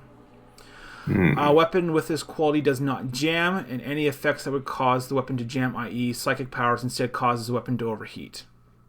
So what would you suggest, Kyle? Because it's either like really good and reliable las pistol or probably going to explode in my hand common plasma pistol or a hand cannon. But you can drop it as a free action. Mm-hmm. And not take damage. But it does also take 3 rounds to reload. Just don't reload in combat. Yeah. So I got 10 shots no matter what. Well, you can fire full semi. Yeah, but you can kill things so quickly doing that. Because you can do up to 16 damage, 6 pen. So you can bypass 6 parts of armor. Oh, that's pretty good. So realistically, if they had full armor, you'd be doing up to 22 damage. Okay. Let's go with that. Last pistol is single fire, which is 12, and for a hand cannon, it's 35 range. Actually, all the ranges are it's still low range. They're all pistols. Yeah, but single shot, and it does up to 16. Okay, but I'm gonna go with a plasma. Yeah, I would. Yeah. So that would just be called common craftsmanship plasma, or do I get to name my pistol? You can name your pistol if you want. Cool. Laura. Glass. Pistol. Pistol with 2 S's. Range is 30. We got damage is what? Energy, or just put E. Because just like in fantasy, when you deal critical damage, you roll on a critical damage chart. But there's 4 different ones depending on which damage you take, and each one has very interesting side effects if you go full out. Interesting. So damage type would be E, correct? Correct. What it goes under the damage spot? Oh, sorry. Damage is 1d10 plus 6? 6. I think you said? Yeah. 6, and then pen was 6. Yep. ROF. So, like, a full energy shot to the head. Superheated by the attack, the target's body catches fire and runs headless 6 meters in a random direction. Anything flammable it passes, including characters, must pass a challenging agility test or catch fire. There is one where, like, all your explosives go off that you're carrying on your body. Yeah. Like, it is... Sometimes overkilling things is not good. But it's exciting. It is fun. You can hit someone so hard, everyone's showered in blood and gore, and they lose weapon skills, ballistic skills. That's pretty sick. Okay, and what's your melee weapon? We got a monosword or a power sword. Power sword is generally better. Is it? But it's a really good monosword. Because way too far down. Alright, I don't even know where I am. Because a sword is 1d10, rend, no pen, balanced, so it gets plus 10 to parry. Mm-hmm. You get good craftsmanship. So you get plus 5 to hit, and with being mono, it gets plus 2 to pen. Sounds pretty good. Whereas a power sword,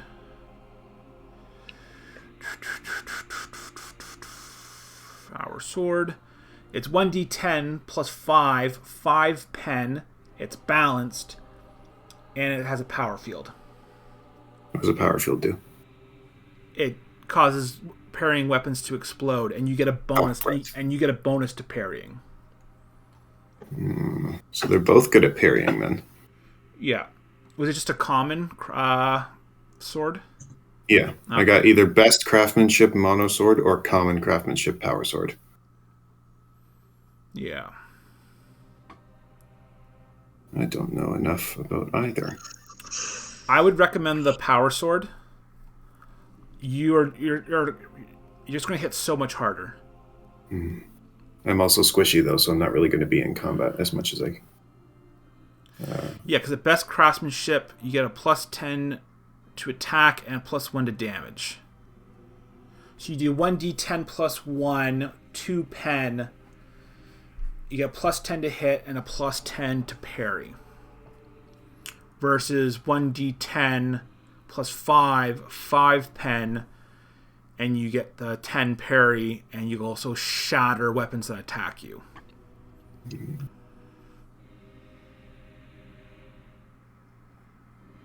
Yeah, that shattering is quite nice. I'll go for the power weapon then. And that's a 75% chance, so that's huge. And we've got Sheila, the sword. It's a power sword. Range is not applicable, I don't think. Oh, Yeah, wait. you're in the wrong area. I am in the wrong area. How did I get there? I don't know. Okay. All right. How did this happen? I don't know if Mags is back. I have returned. Fantastic. Mouthful, but yeah, I'm here. Welcome. All right. So then he can put in the rest of his stuff in.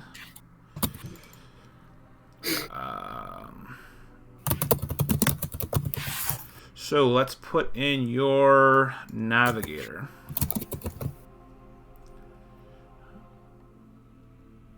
Hell yeah. All right, so on page 61 is the start of your stats.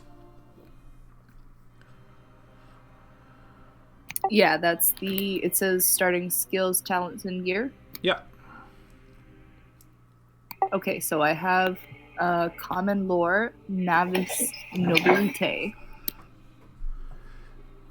Yep, so that'd be under your common lore.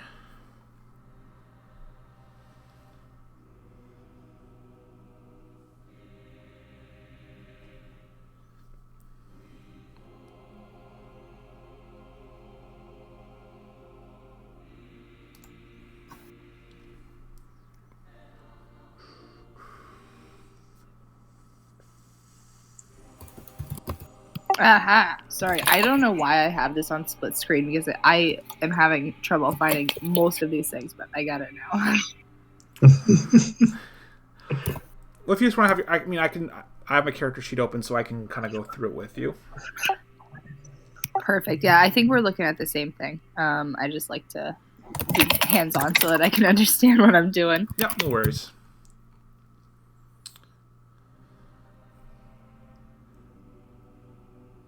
Okay, we're looking at Forbidden Lore, Navigators, and Warp. Are those two separate ones? Yep. And don't forget your common lore as well. You get common lore, Navis Nobilit. Gotcha. Okay. Did it show up? No, I don't see it.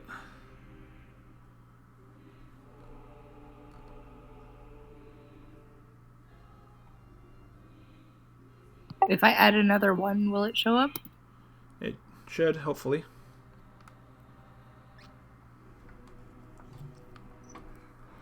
Do you see either of them?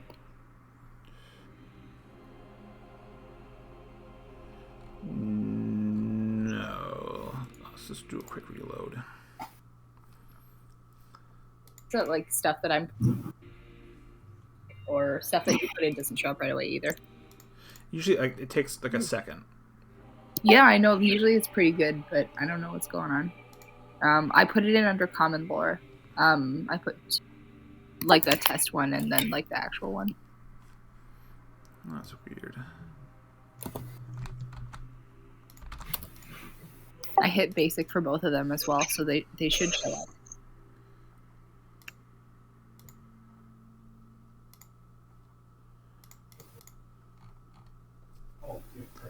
I just put it in. Do you see it? Oh, now it goes. I see yours, yeah. Okay. Do you see mine now? Yeah. Okay. I deleted the extra Navis. Ooga booga. Yeah, the other one. There we go. Okay. So you are literate. Good. That's fun. I didn't like being illiterate last time. We can all read. Wow. Let's go.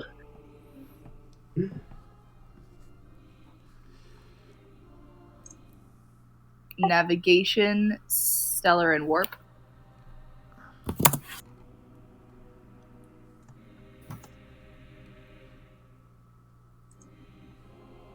I'll try and add it again, and I'll see if you can see it this time. No, they're popping up now. Ah, perfect.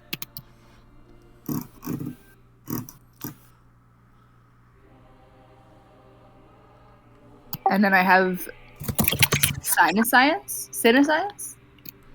Yeah, Sinoscience. What is that? The explorer can use the skill sinus. to detect the presence or absence of demons and the use of psychic powers. Yes, that's cool. Oh, This skill can also detect psychic phenomenon, disturbance, voids, and other areas where the flow of immaterium has been unsettled or disturbed. Ah, shit. I'm going to start calling it Spidey Sense. it's a sighty sense. Spidey Sense, yeah, exactly. Lodges implement. Okay, I have Astromancy. Is that like a knowledge of the stars? Must be. It's like a Yeah. navigation. Yeah, so it'd be under your Scholastic lore.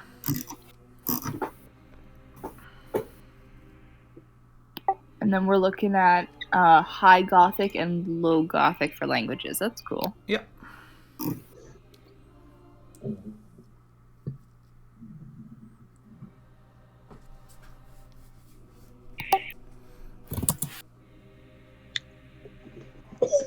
Oh my god.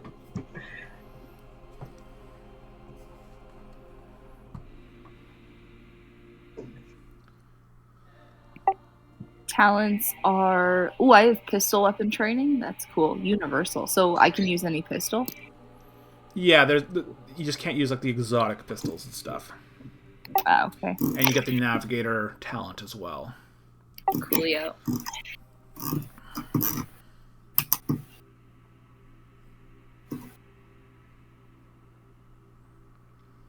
So I can those, just. are those traits or talents? Oh, sorry, go for it.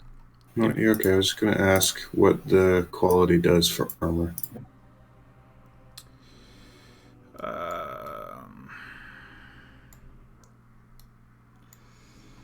Or where I would find that for myself.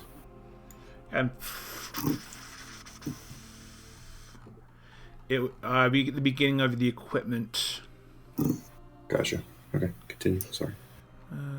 Sorry, that's weapons craftsmanship.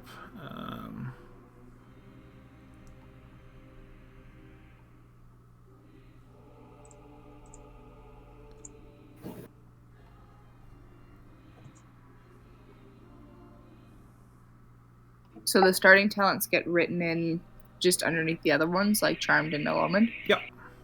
Perfect.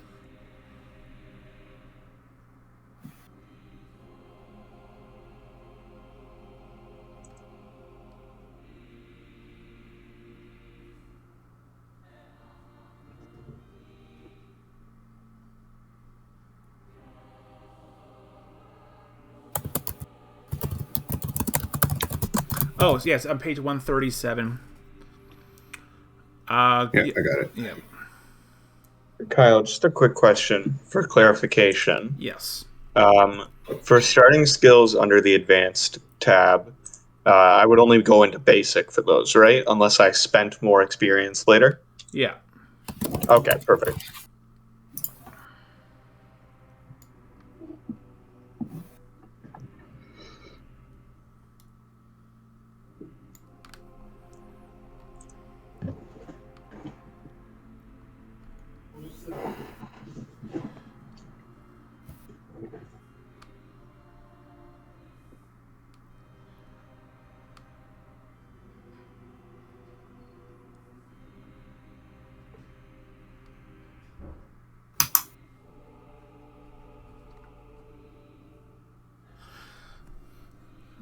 Okay. Oh.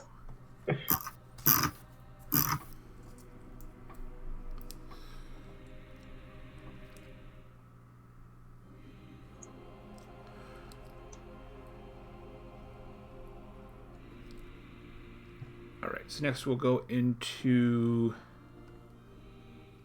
your gear.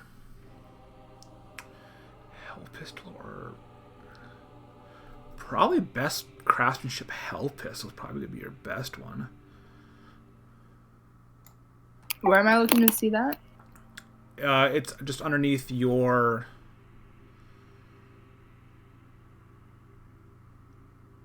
starting gear with your skills. Okay. Do I select from these, or do I have all of them? You have to select between the first, either the best craftsmanship hell pistol, or the good craftsmanship hand cannon. I have... Would the universal pistol training give me like a step up if I took the hell pistol? Well, it just means you're allowed to use both. Ah, okay, gotcha. So a hell pistol is 35-meter range, single shot or two shot for semi, 1d10 plus 4, pen 7, 40 shots per clip, 2 full rounds to reload, and it can't jam. It can't jam? Ooh, Because it's best craftsmanship. perfect. Which And it's only 2 rounds to reload? yeah, Okay, that's not bad. which is yeah. You actually get 2 amazing guns to start. And then what's the other, the hand cannon? It has the same range. It's single fire, same damage, less penetration, less bullets per shot, so less bullets per clip, and it's same amount to reload. It's just worse in every, and it can jam. Okay, yeah, well.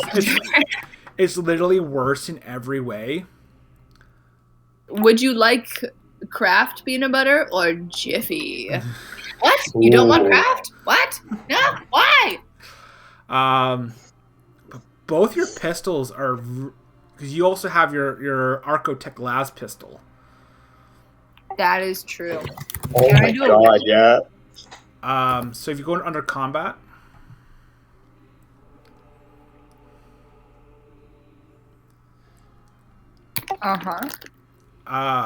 so we'll put in your last pistol first. Wait, what craftsmanship was it? I don't recall how specific it got. I don't think it was that specific. I think it. I'll double check. It's okay. Oh, it's best craftsmanship. That's yeah.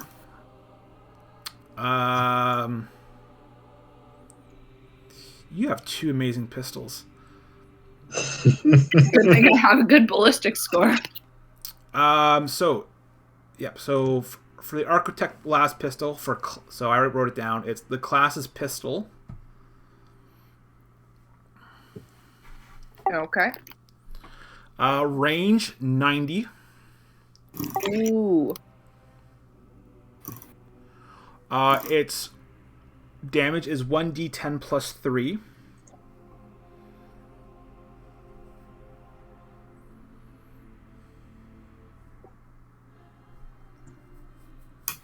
Got it. Type is E. Is that like for excellent? For energy. Gotcha. These hands rated E for everyone.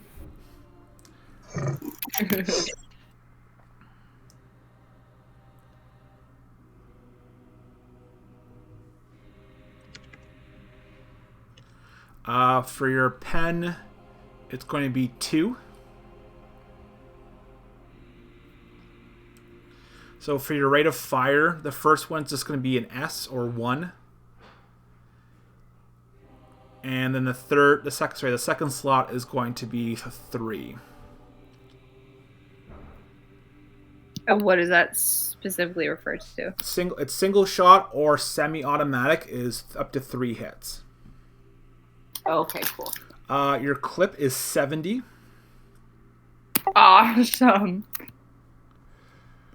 Arcotech is the best. Oh my god, yeah. And then your reload is a full action.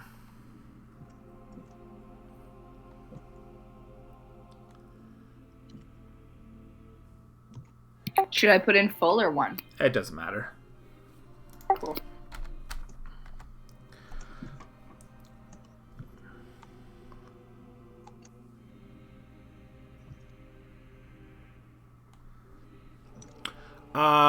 To hit, it gets a plus 10.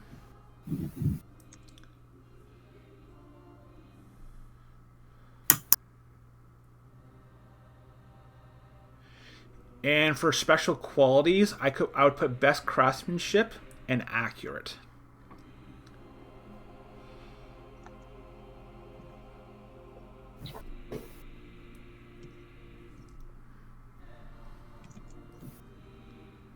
That's always what you want to hear about your weapons. Yeah.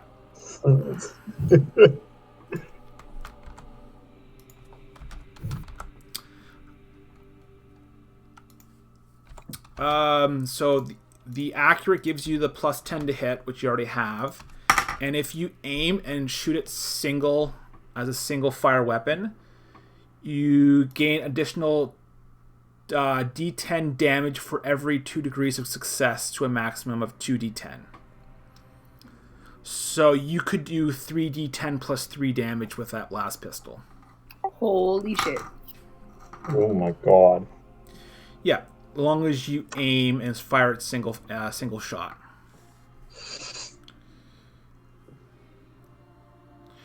Now for Be intense. Yeah. Hell yeah. Now for your shit, what was the other weapon? The Hell Pistol. So you can hit add.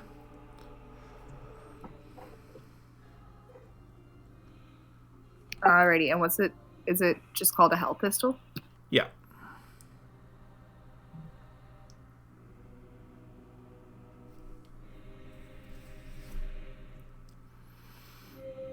Obviously class pistol.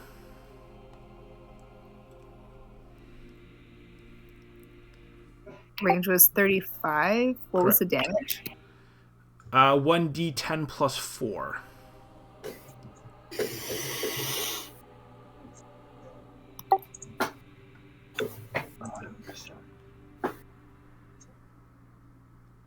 And type E.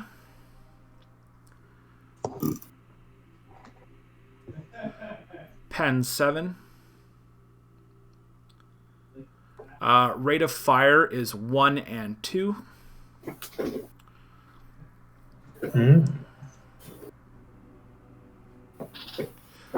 Clip is 40. Hell yeah.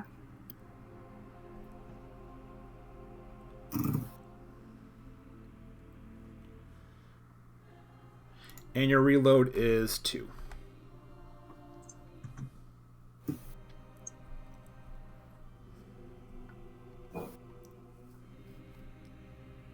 There we go. And it is best, so special qualities, but best craftsmanship.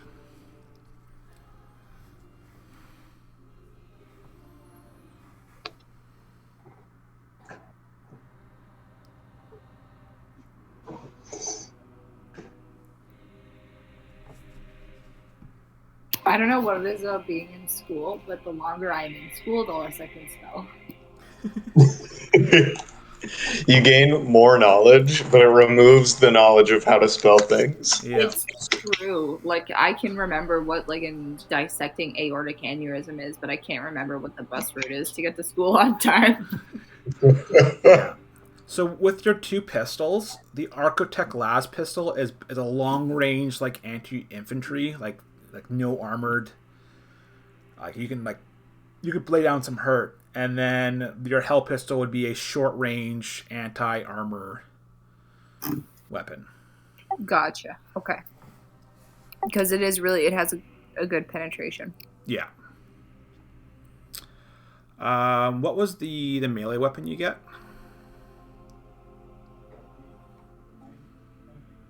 Let's have a look.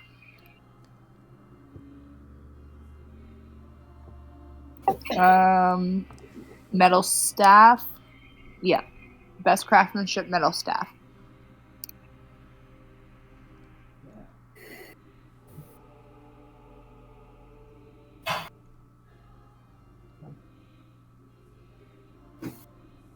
Yeah, so staff is just 1d10 0 pen impact.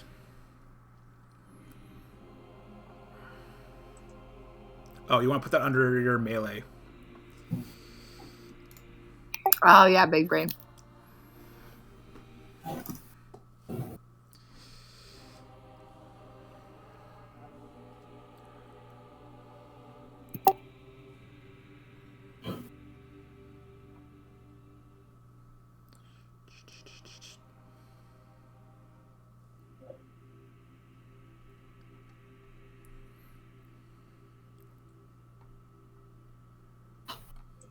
That's everything. 1d10. Yeah, 0 pen. Oh, you put the damage in the type, not it. The damage. Wait, what does that mean? Oh, I'll fix it for you. 1d10 plus 1. Type. Oh, gotcha. And it's balanced, so you get a 10.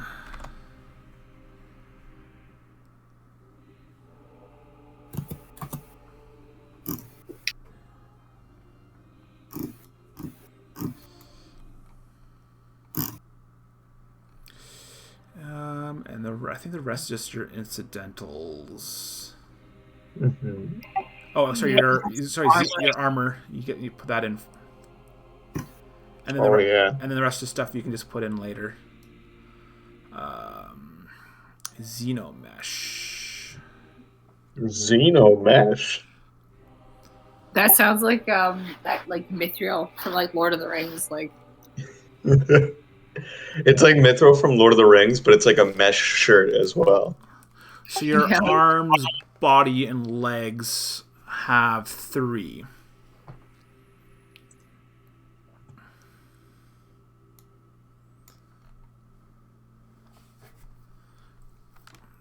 You don't get any head armor? Ooh. Yeah, no, that was my bad. Get this person a hat. I do have a silk headscarf. I could wrap that around for one. That'll help. It gives you -1 armor because it draws attention to the head. It's so hideous it makes people want to attack me. Their head is undefended. Let's aim for it.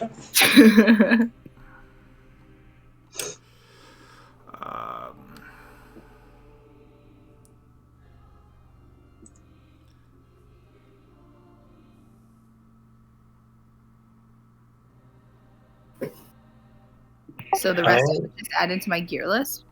Yeah. Perfect. How dare they taunt me with these cybernetics, but then all of the really, really cool ones involve me having to spend 500 XP for the talent to use them. Oh, I know. I was like looking through them and I'm like, oh, I'm definitely taking one of these mechadendrites. And then I noticed I'd have to spend all my starting XP to get one.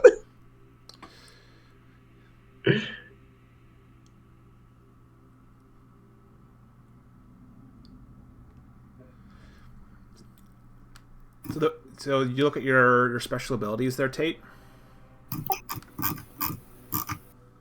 What special abilities? Hold on. On page 72. Mm-hmm.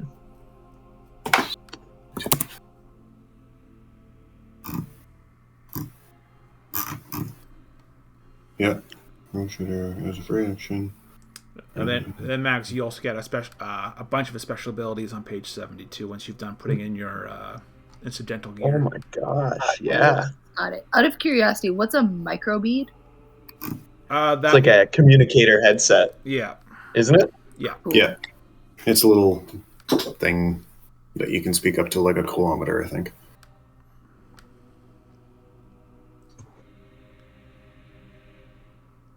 Kyle, I think I know what cybernetics I'm taking to start. Okay. So I'm going to start with the auger array, just a common version of it. Okay. So it functions like an Auspex device for like the +20 awareness, see stuff normally I can't normally. Okay. And then I'm also going to take the let me find it in the list here. The Mind Impulse unit. And this one I'm contemplating whether to take the common or spend 200 XP and get a good version of it. What's the advancements? So the standard version gives you a +10 bonus to tech use, pilot, or drive tests when using a MIU linking device, like when using a device capable of it. Okay. The good version, though, grants a +10 bonus to communicate with machine spirits as well, and for the skill bonuses, as well as ballistic skill tests when interfaced with MIU systems. And then also, it would allow me to experience the senses of any familiar I control as if I were present. Oh, so I could see through my servo skull. that's pretty awesome. I probably would. Take Yeah. it. Okay. I'm gonna spend 200 XP and get the good version of it. Yep. So you just make note of your XP expenditures within your talents tab. Within my talents tab, perfect.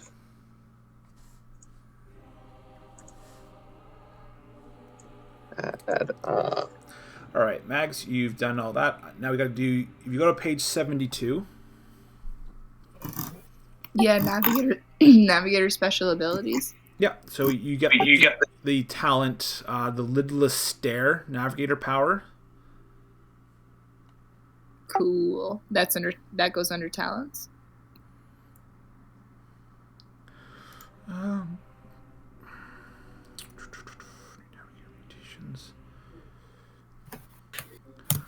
I would put underneath your psychic techniques. No. I don't think I have like any at this point.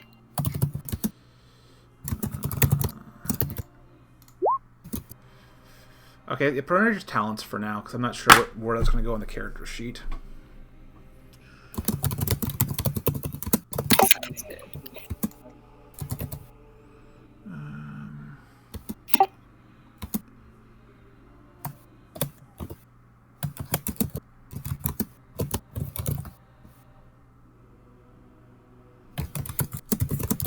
Actually, no, it doesn't go in your talents.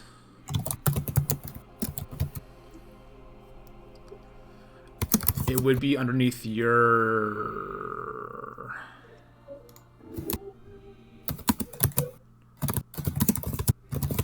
Okay, it just goes underneath your power. Oh, navigator powers? Yeah. So it's a lineage benefit?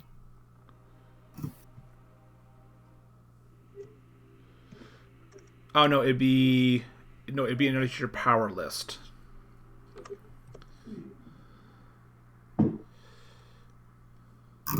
Ah, okay, I see it.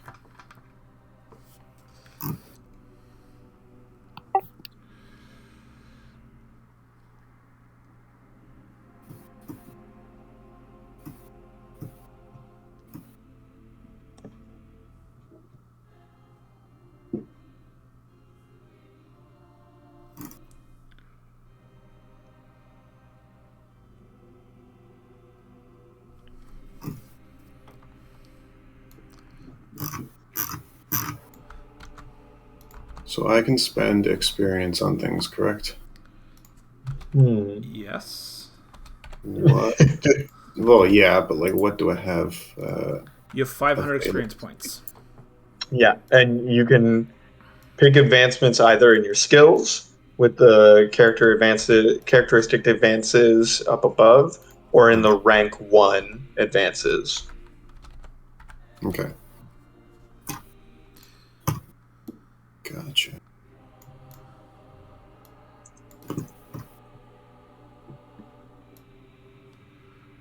If you want to start looking at your navigator lineages, and I'll finish putting in the lidless stare. Yeah, I was just trying to have a look at that in like the warp eye to see if there was anything else, like any other descriptors. For Just for lidless stare, because I don't know where to find it. I was just looking in the navigator chapter. oh, for your lineage. Yeah.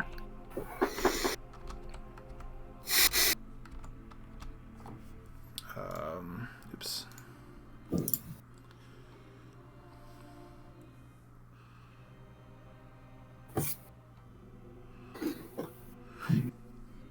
Yeah, you just pick a house.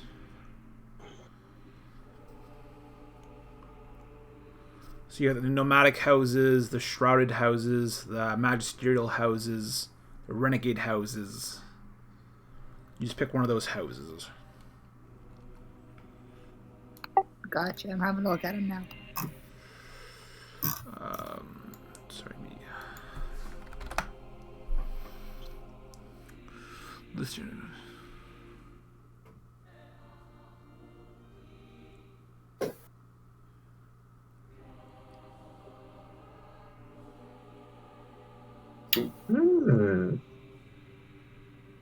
Okay. Okay. So once you've picked your houses, you can either pick up another power or increase the the power of one of your existing powers.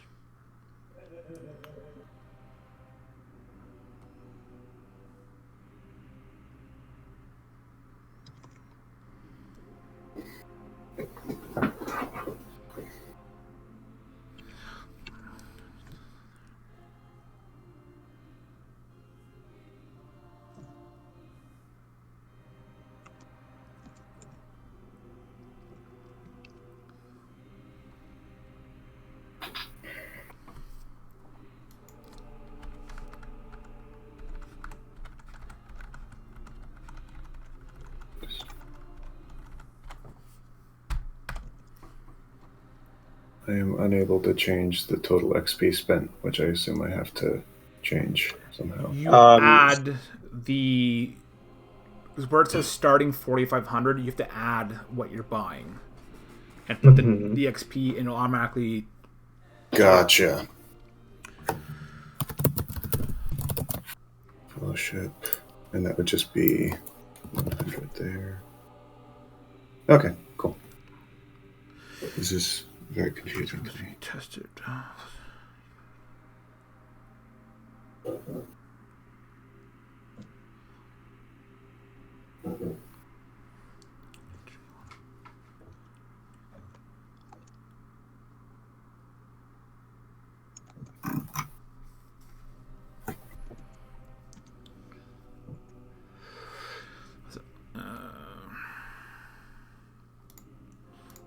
That's a full action never makes me pull forward. Okay.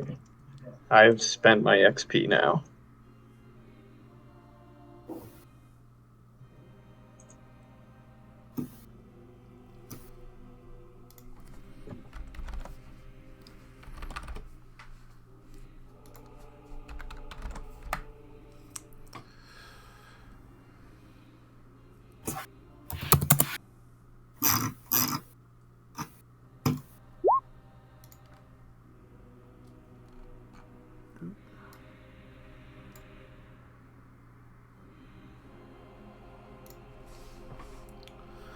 So your 1D willpower bonus energy.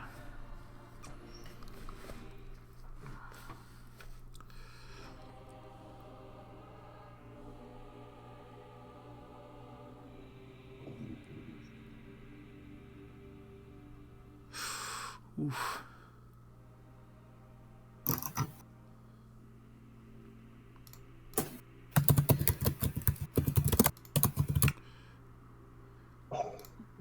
God, my tech.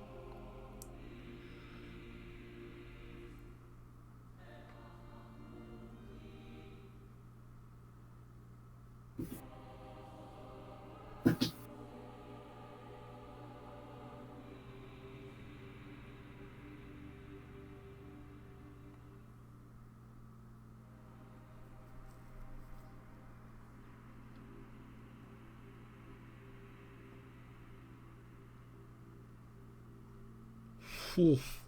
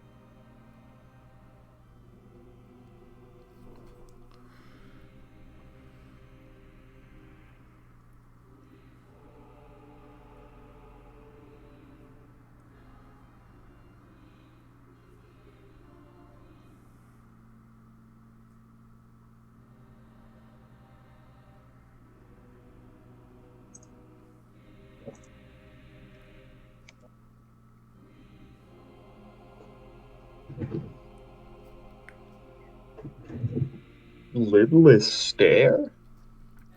That is one of Mags's powers that he started. Oh.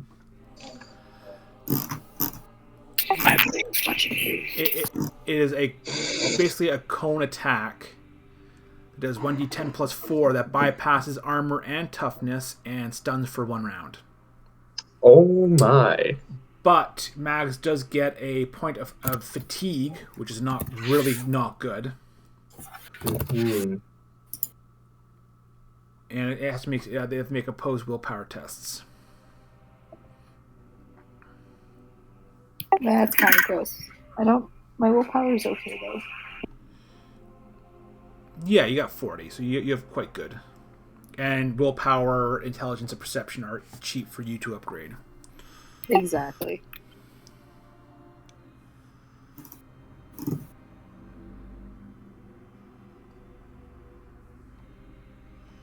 Okay. I think I am good. Spent the 500. Hell yes. We get no more experience, Tate. Never level up again. Okay. Mm-hmm. We will never level up. I am getting quite hungry. Are we okay if I skedoodle to get some foodle? Yeah. So later on this week, we'll sit down and we will make the ship. Okay. I'm on vacation this week, so any day like Wednesday, Thursday, Friday is fine. I'm not sure what your schedule is like. Thursday, I think I am going to St. John's. That's going to be pretty much an all-day thing. I might be able to do Thursday evening or Wednesday evening. Oh, either's fine. We'll discuss that later. And Okay. what are your guys' next Friday, Saturday, Sunday looks like? Like 12th What's that? I think weekend of the 12th. Yeah. I'm working every day. What time? 10 to 7, 9 to 6, 8:30 to 5:30. Friday, Saturday, Sunday. for me, Saturday, Sunday would work better, but I could do later on in the evening. Yeah. How about you, Mags? I'm going to be traveling to Toronto on Saturday, Sunday. I might have some time in the evening, but it might be touch and go for me because we don't really have a defined schedule yet. Oh, okay. So we'll have to book a couple days because the scenario I have will be a couple session things. So we'll sit down and figure it out. Mm-hmm. All right. Sounds good. All right. Good to me. See you later, Tate. Heck yeah. Yeah. Have a See good ya. one, Tate. See you there. I'm also going to tap out because I am hungry, but I did get my advancements purchased up already. Fantastic. Yeah. I took Auto Sanguine, which sounds really good. That sounds pretty cool. Yeah, it's like I can heal better. Nice. All right. Y'all have a good one. All right. Take care. Peace. Have a good one. I'm gonna ask you for a bit of help doing the upgrades that everyone else was talking about. Where am I finding? Is it back in like the initial page for Navigator where I find each XP and how much the advancements cost? Yep. Gotcha. Oh yeah, and then for the lineage. I like the idea a lot of the renegade houses, but I know that it comes with a lot of like drawbacks.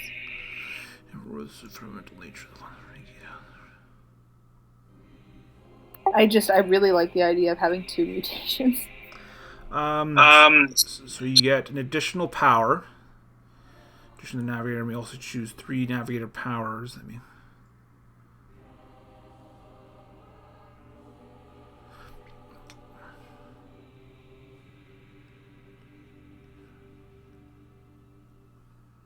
Okay, you get really good powers.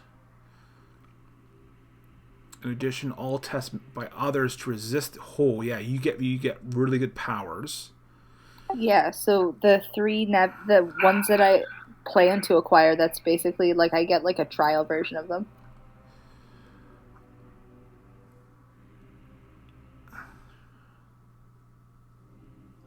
Well, no. If you don't have them yet, you don't get the power. You still have to buy them. But when you do get them, you get a +10 to the power, and people get -10 to resist, Oh, gotcha. Okay. which is huge. That is so good. Um, you get mutation, prone to mutation and mental instability. It's kind of when taking tests for mutation and gaining a new test for mutation for gaining a new power or increasing an existing one. The ordinary. So you're just more prone to mutation, and you get 1d5 insanity points. Actually, if it was 1d5, you get 1d5 corruption points, which is When it says I begin play with 1d5 insanity points, that's every time. no, and he begins play.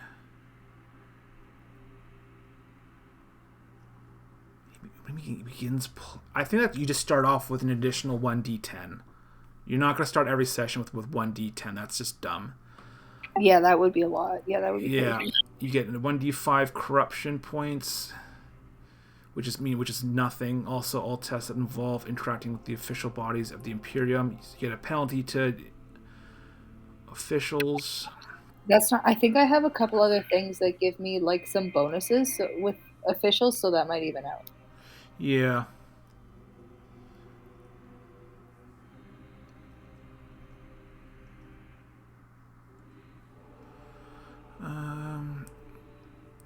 What kind of mutations? Navigator mutations. So stiff joints.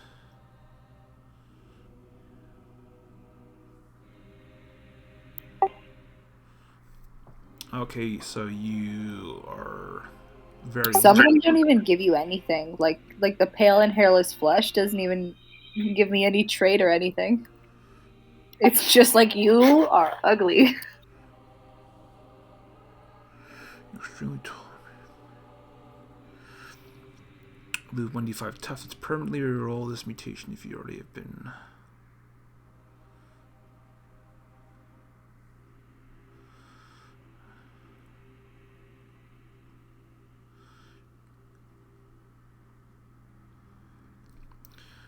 Your body is withered, your flesh.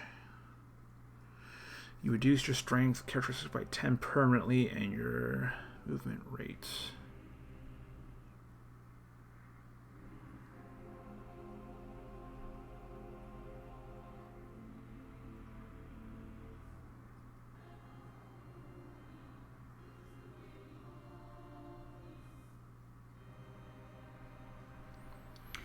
You have.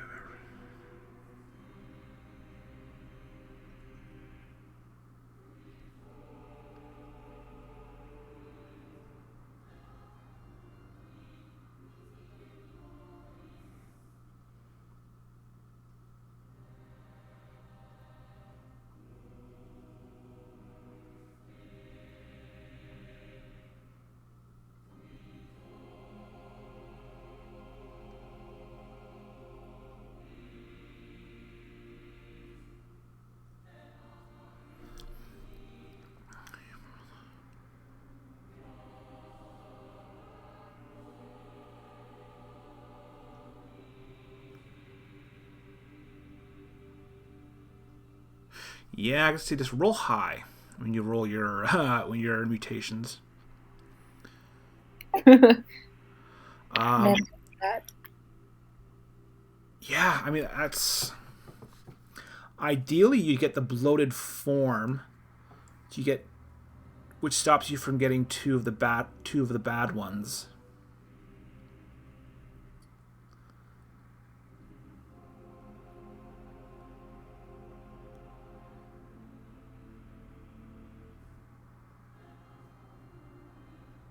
Yeah, no, that's actually a really good one.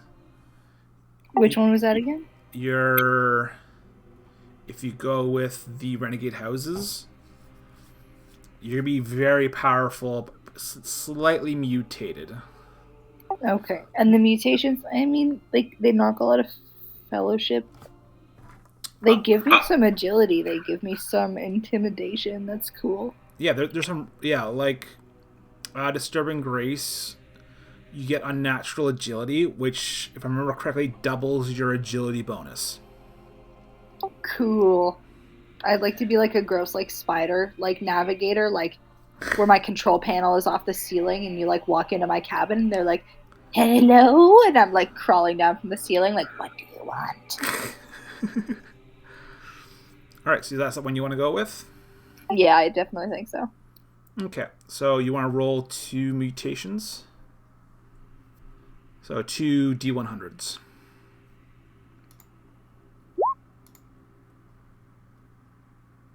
Holy shit. What? How did I get it? Okay, that's not too bad. I get a contortionist skill as a trained basic skill. It's not bad.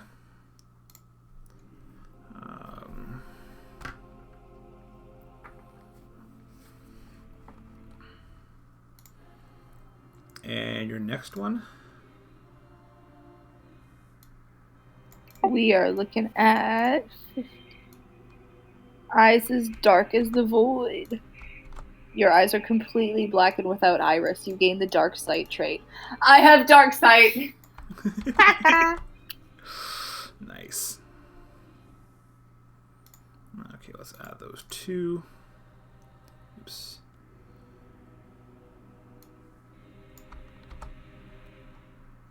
Oh, let's go back to...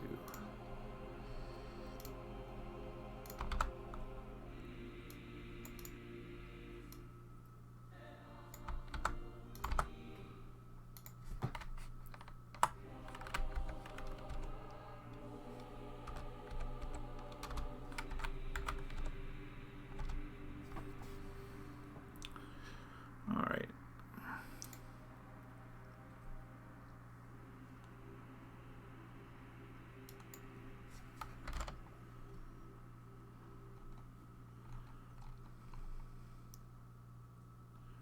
So do I add dark sight under traits? Yeah.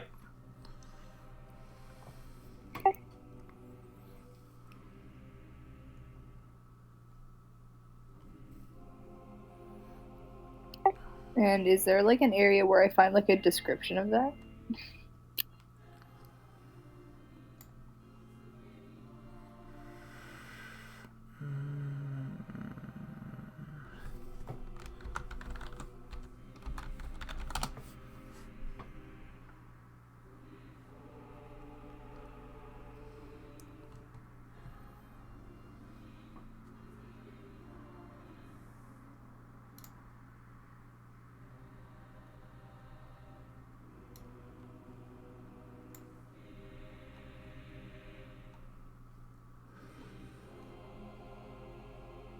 There it is. It's on 364. They have like a description of. Yeah, I think we both found it at the same time.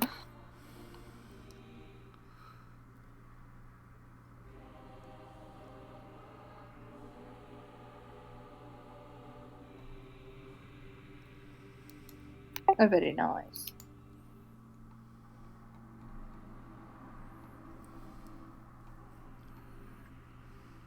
Okay, so what else? We've got. Is there anything else that I have to put in from the renegade? We got. You just gotta pick your powers.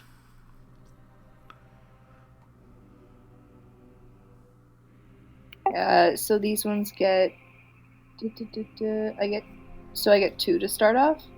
3. 3. Okay. Well, And then I get to pick 3 more. No, you start off with the lidless stare, and then you can either pick up another power or increase the mastery of 1, and then Which would be the lidless stare because it's the only one I got. or you could pick another power, and then you can also choose, and then you have to choose another power. So you could either have 3 powers or 2 powers and 1 advanced. Gotcha.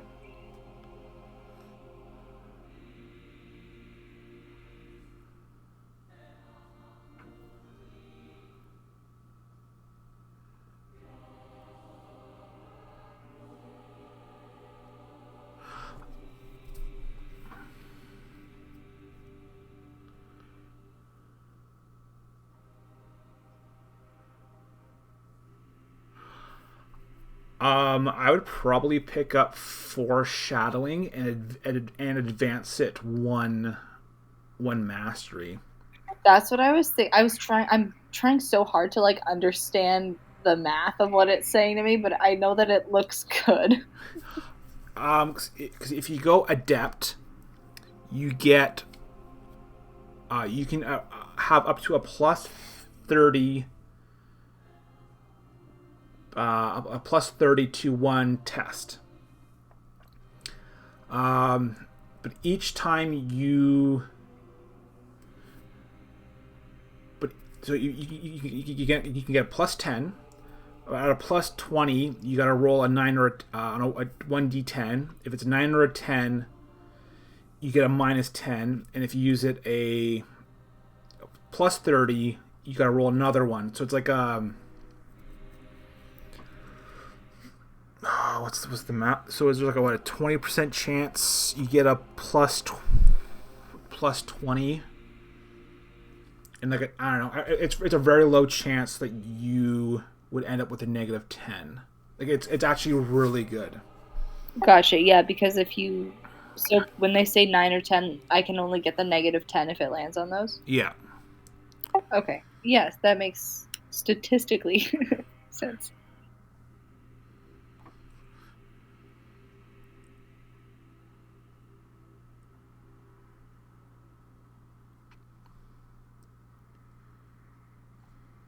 Yeah, all the other ones have like for held in my gaze, like they have to be 5 meters away.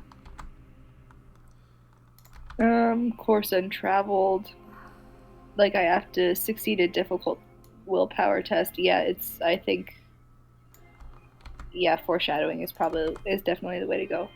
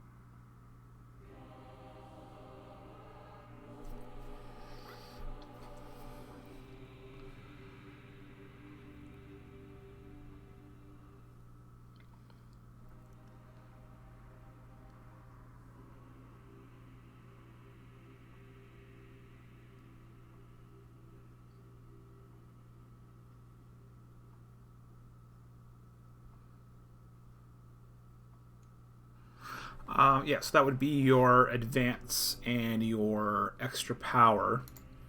You don't have to decide on what 3 you want to empower yet. That can wait. Yeah, I want to do a little more reading on them.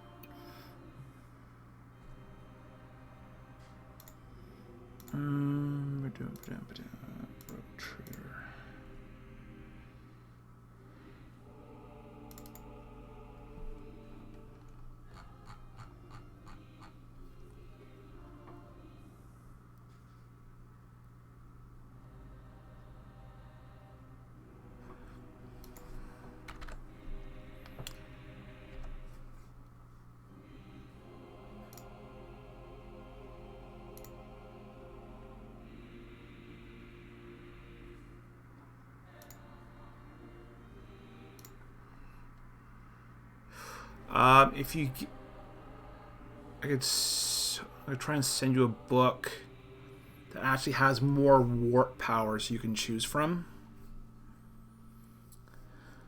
Ooh, yes, please.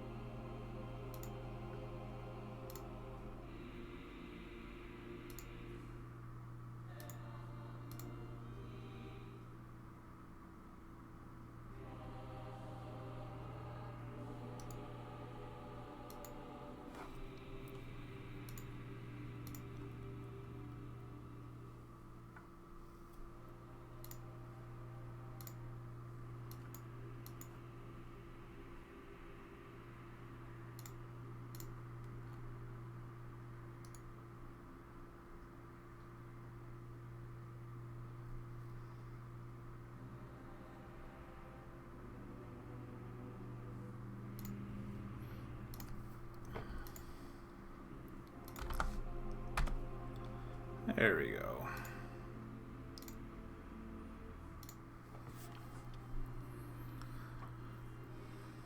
Very nice. I think I got it.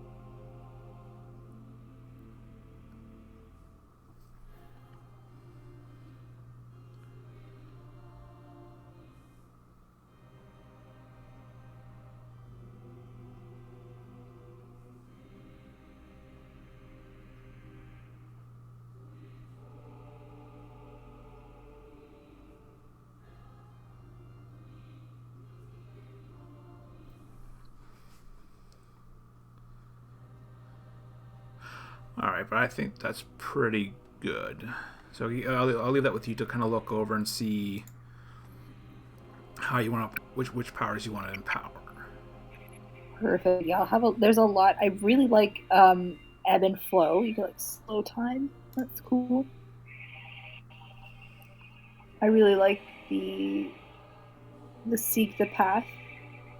You can sort of outmaneuver an enemy. Yeah, there's a lot to look at. I'll definitely have a peek at this for sure. Okay. I think you're pretty much set then. Awesome. Should I spend my XP on various things? Oh yeah, we could do that real quick. I'll take 2 seconds. So if I've got 500, I can either do like a couple like ballistic skill, strength, toughness, or I could do like quite a few upgrades to the 3 IPW.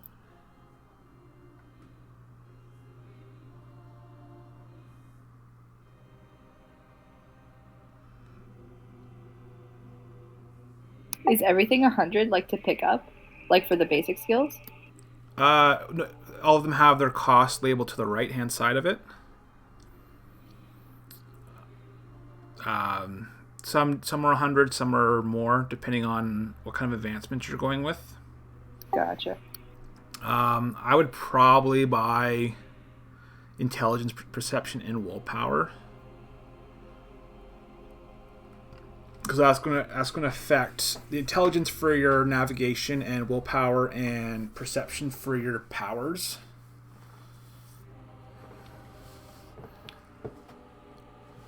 That'll make a huge difference. Okay, I will go with that. So is that, do I hit an advance for those? So if you go under talents, Uh-huh.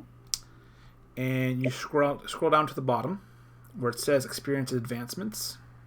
Mm-hmm. So I already got your start put in, and then you can put like your intelligence simple, and then put 100 points into the brackets, and that will take off your total.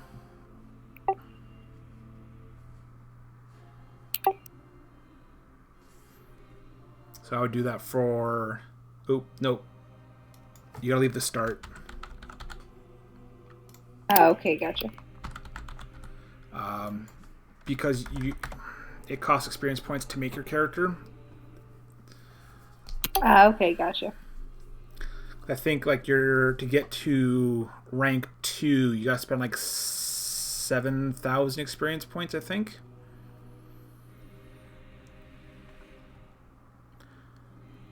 And then just put next to intelligence, I would just put brackets simple to denote what advancements you're taking. And you have two columns to use up.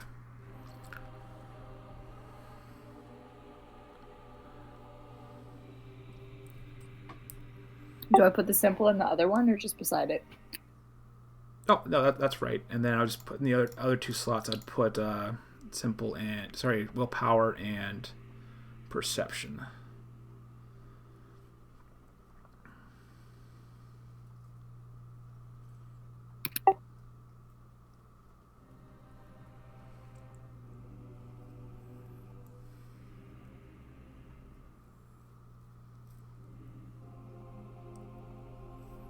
Perfect, got it.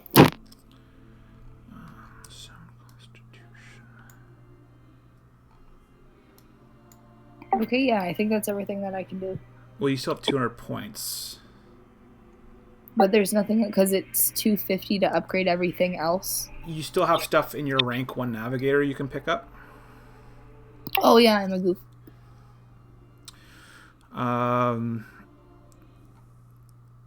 Because like there's your let's take a look at what sound constitution does.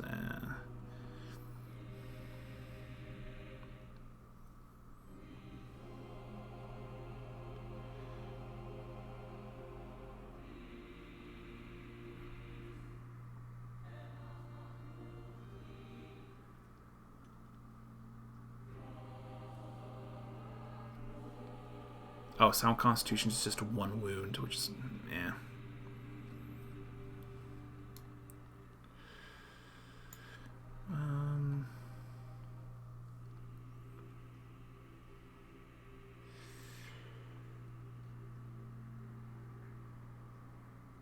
Just because I have...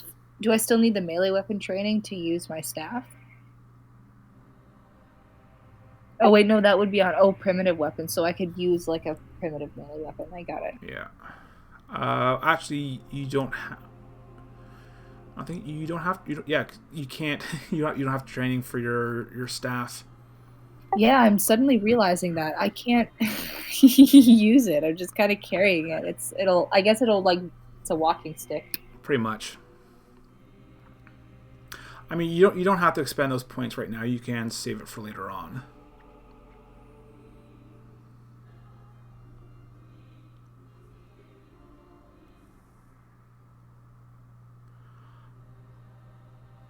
Awareness is pretty good for you to pick up.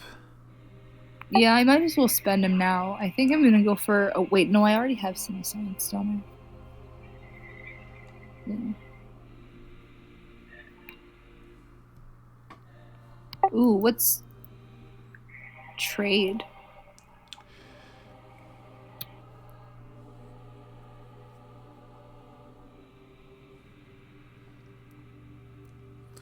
Allows the explorer to create things from contracts to...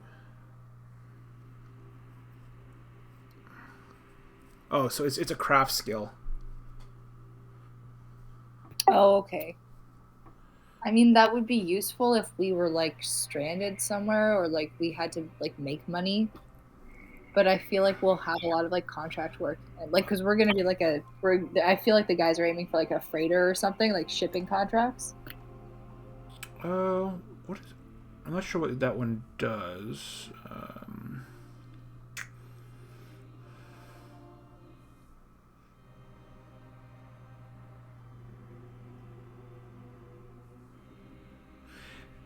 So astrographer would be like cartography. So you could create like 2D and 3D maps, and you guys are you work outside like the fringes of the empire, like a lot of unexplored areas. So I would have like a lot of good like background knowledge. You could create maps of stellar locations, which someone could pay you like hey, I want to go explore this area, go map it out for me. Cool. Yes, I like that. I like that idea. Okay. We could get contracts for that. That's not under... That's under trade. Oh, trade varies. Okay. Yeah.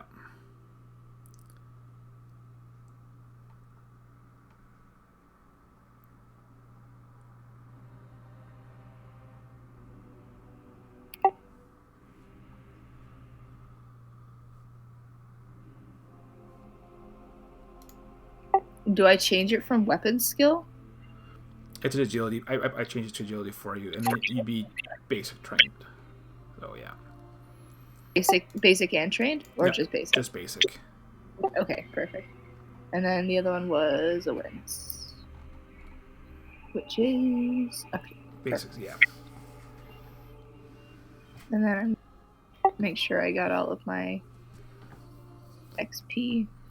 How do I take down the 200? So I was put awareness 100 and trade 100. Oh, okay. I add them in as separate things here. Yeah.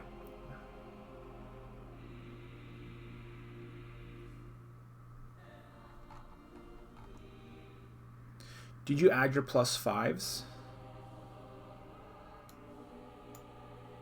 Oh, not yet. Hold on. Oh, Should do that. Yeah, I'll just punch that in real quick.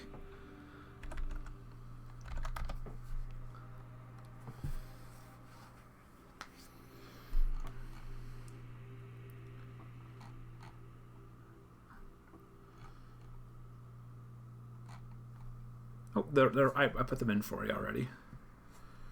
And I'll change yours. Awesome.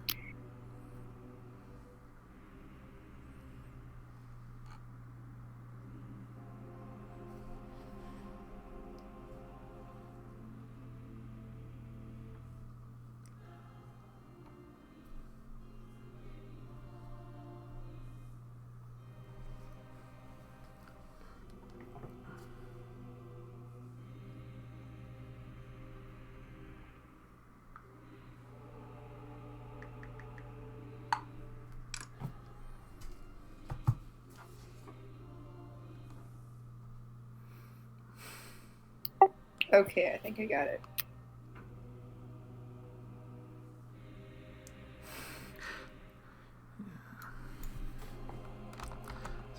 So mouse. I'm going to move that around because it's going to drive me nuts when I look at it. Fair enough.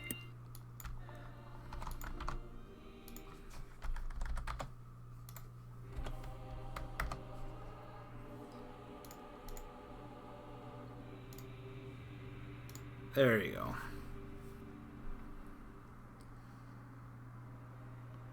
It's showing me at negative 200 now. I'm sure it'll even out.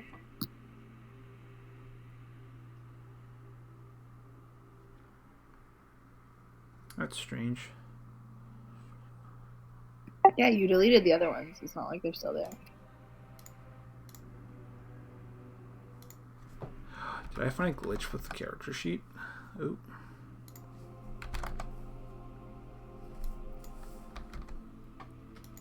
Okay, yeah, I found a glitch. That's interesting.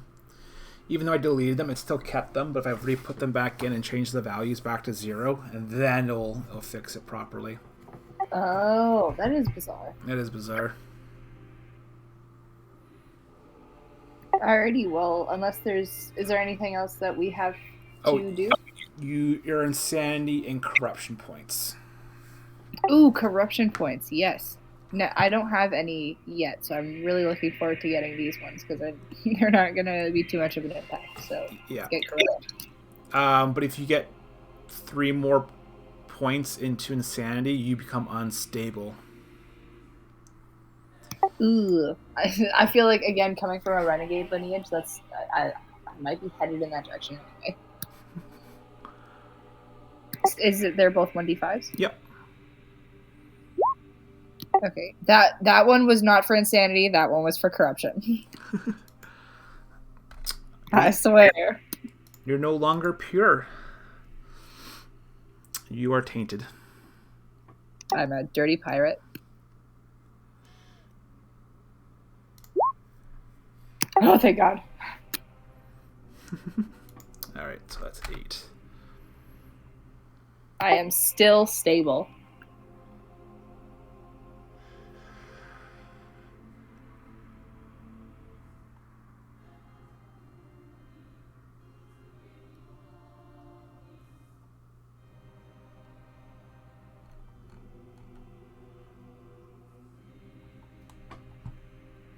I love looking at the list of like corruption point tiers because it all sounds like memes. You're soiled. Look at this debased rat.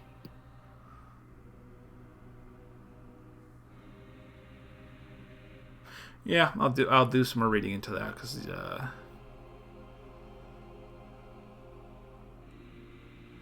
but if you max out at 100, you become terminally insane. Your character retires from play. Oh shit. Yep. Yeah, just too much of a volatile. Like it doesn't make sense anymore. There's too many conditions for when they play. Yep. Your mind just breaks. Yep. I'll take a look into it some more, and we'll go from there. But other than that, you're free to go. Cool. Well, thank you very much for all your help. I'm really looking forward to getting this one off the ground. Oh yeah, yeah. Well, I'll put some time downs, and hopefully we can all schedule some time. Absolutely, yeah. The March break, like for university, which is like the next weekend coming up to the week after. Yeah. Is pretty. I'm visiting like with family a lot, so I don't know how much time I'm gonna have in that like space. Sadly enough, but before and after should be fine. And regardless, I'm gonna be traveling and it's gonna be leisurely, so okay. I'll see what I can do. All right, sounds good. Alrighty, thank you very much. You have a great night. You too. Take care. Bye bye. Bye.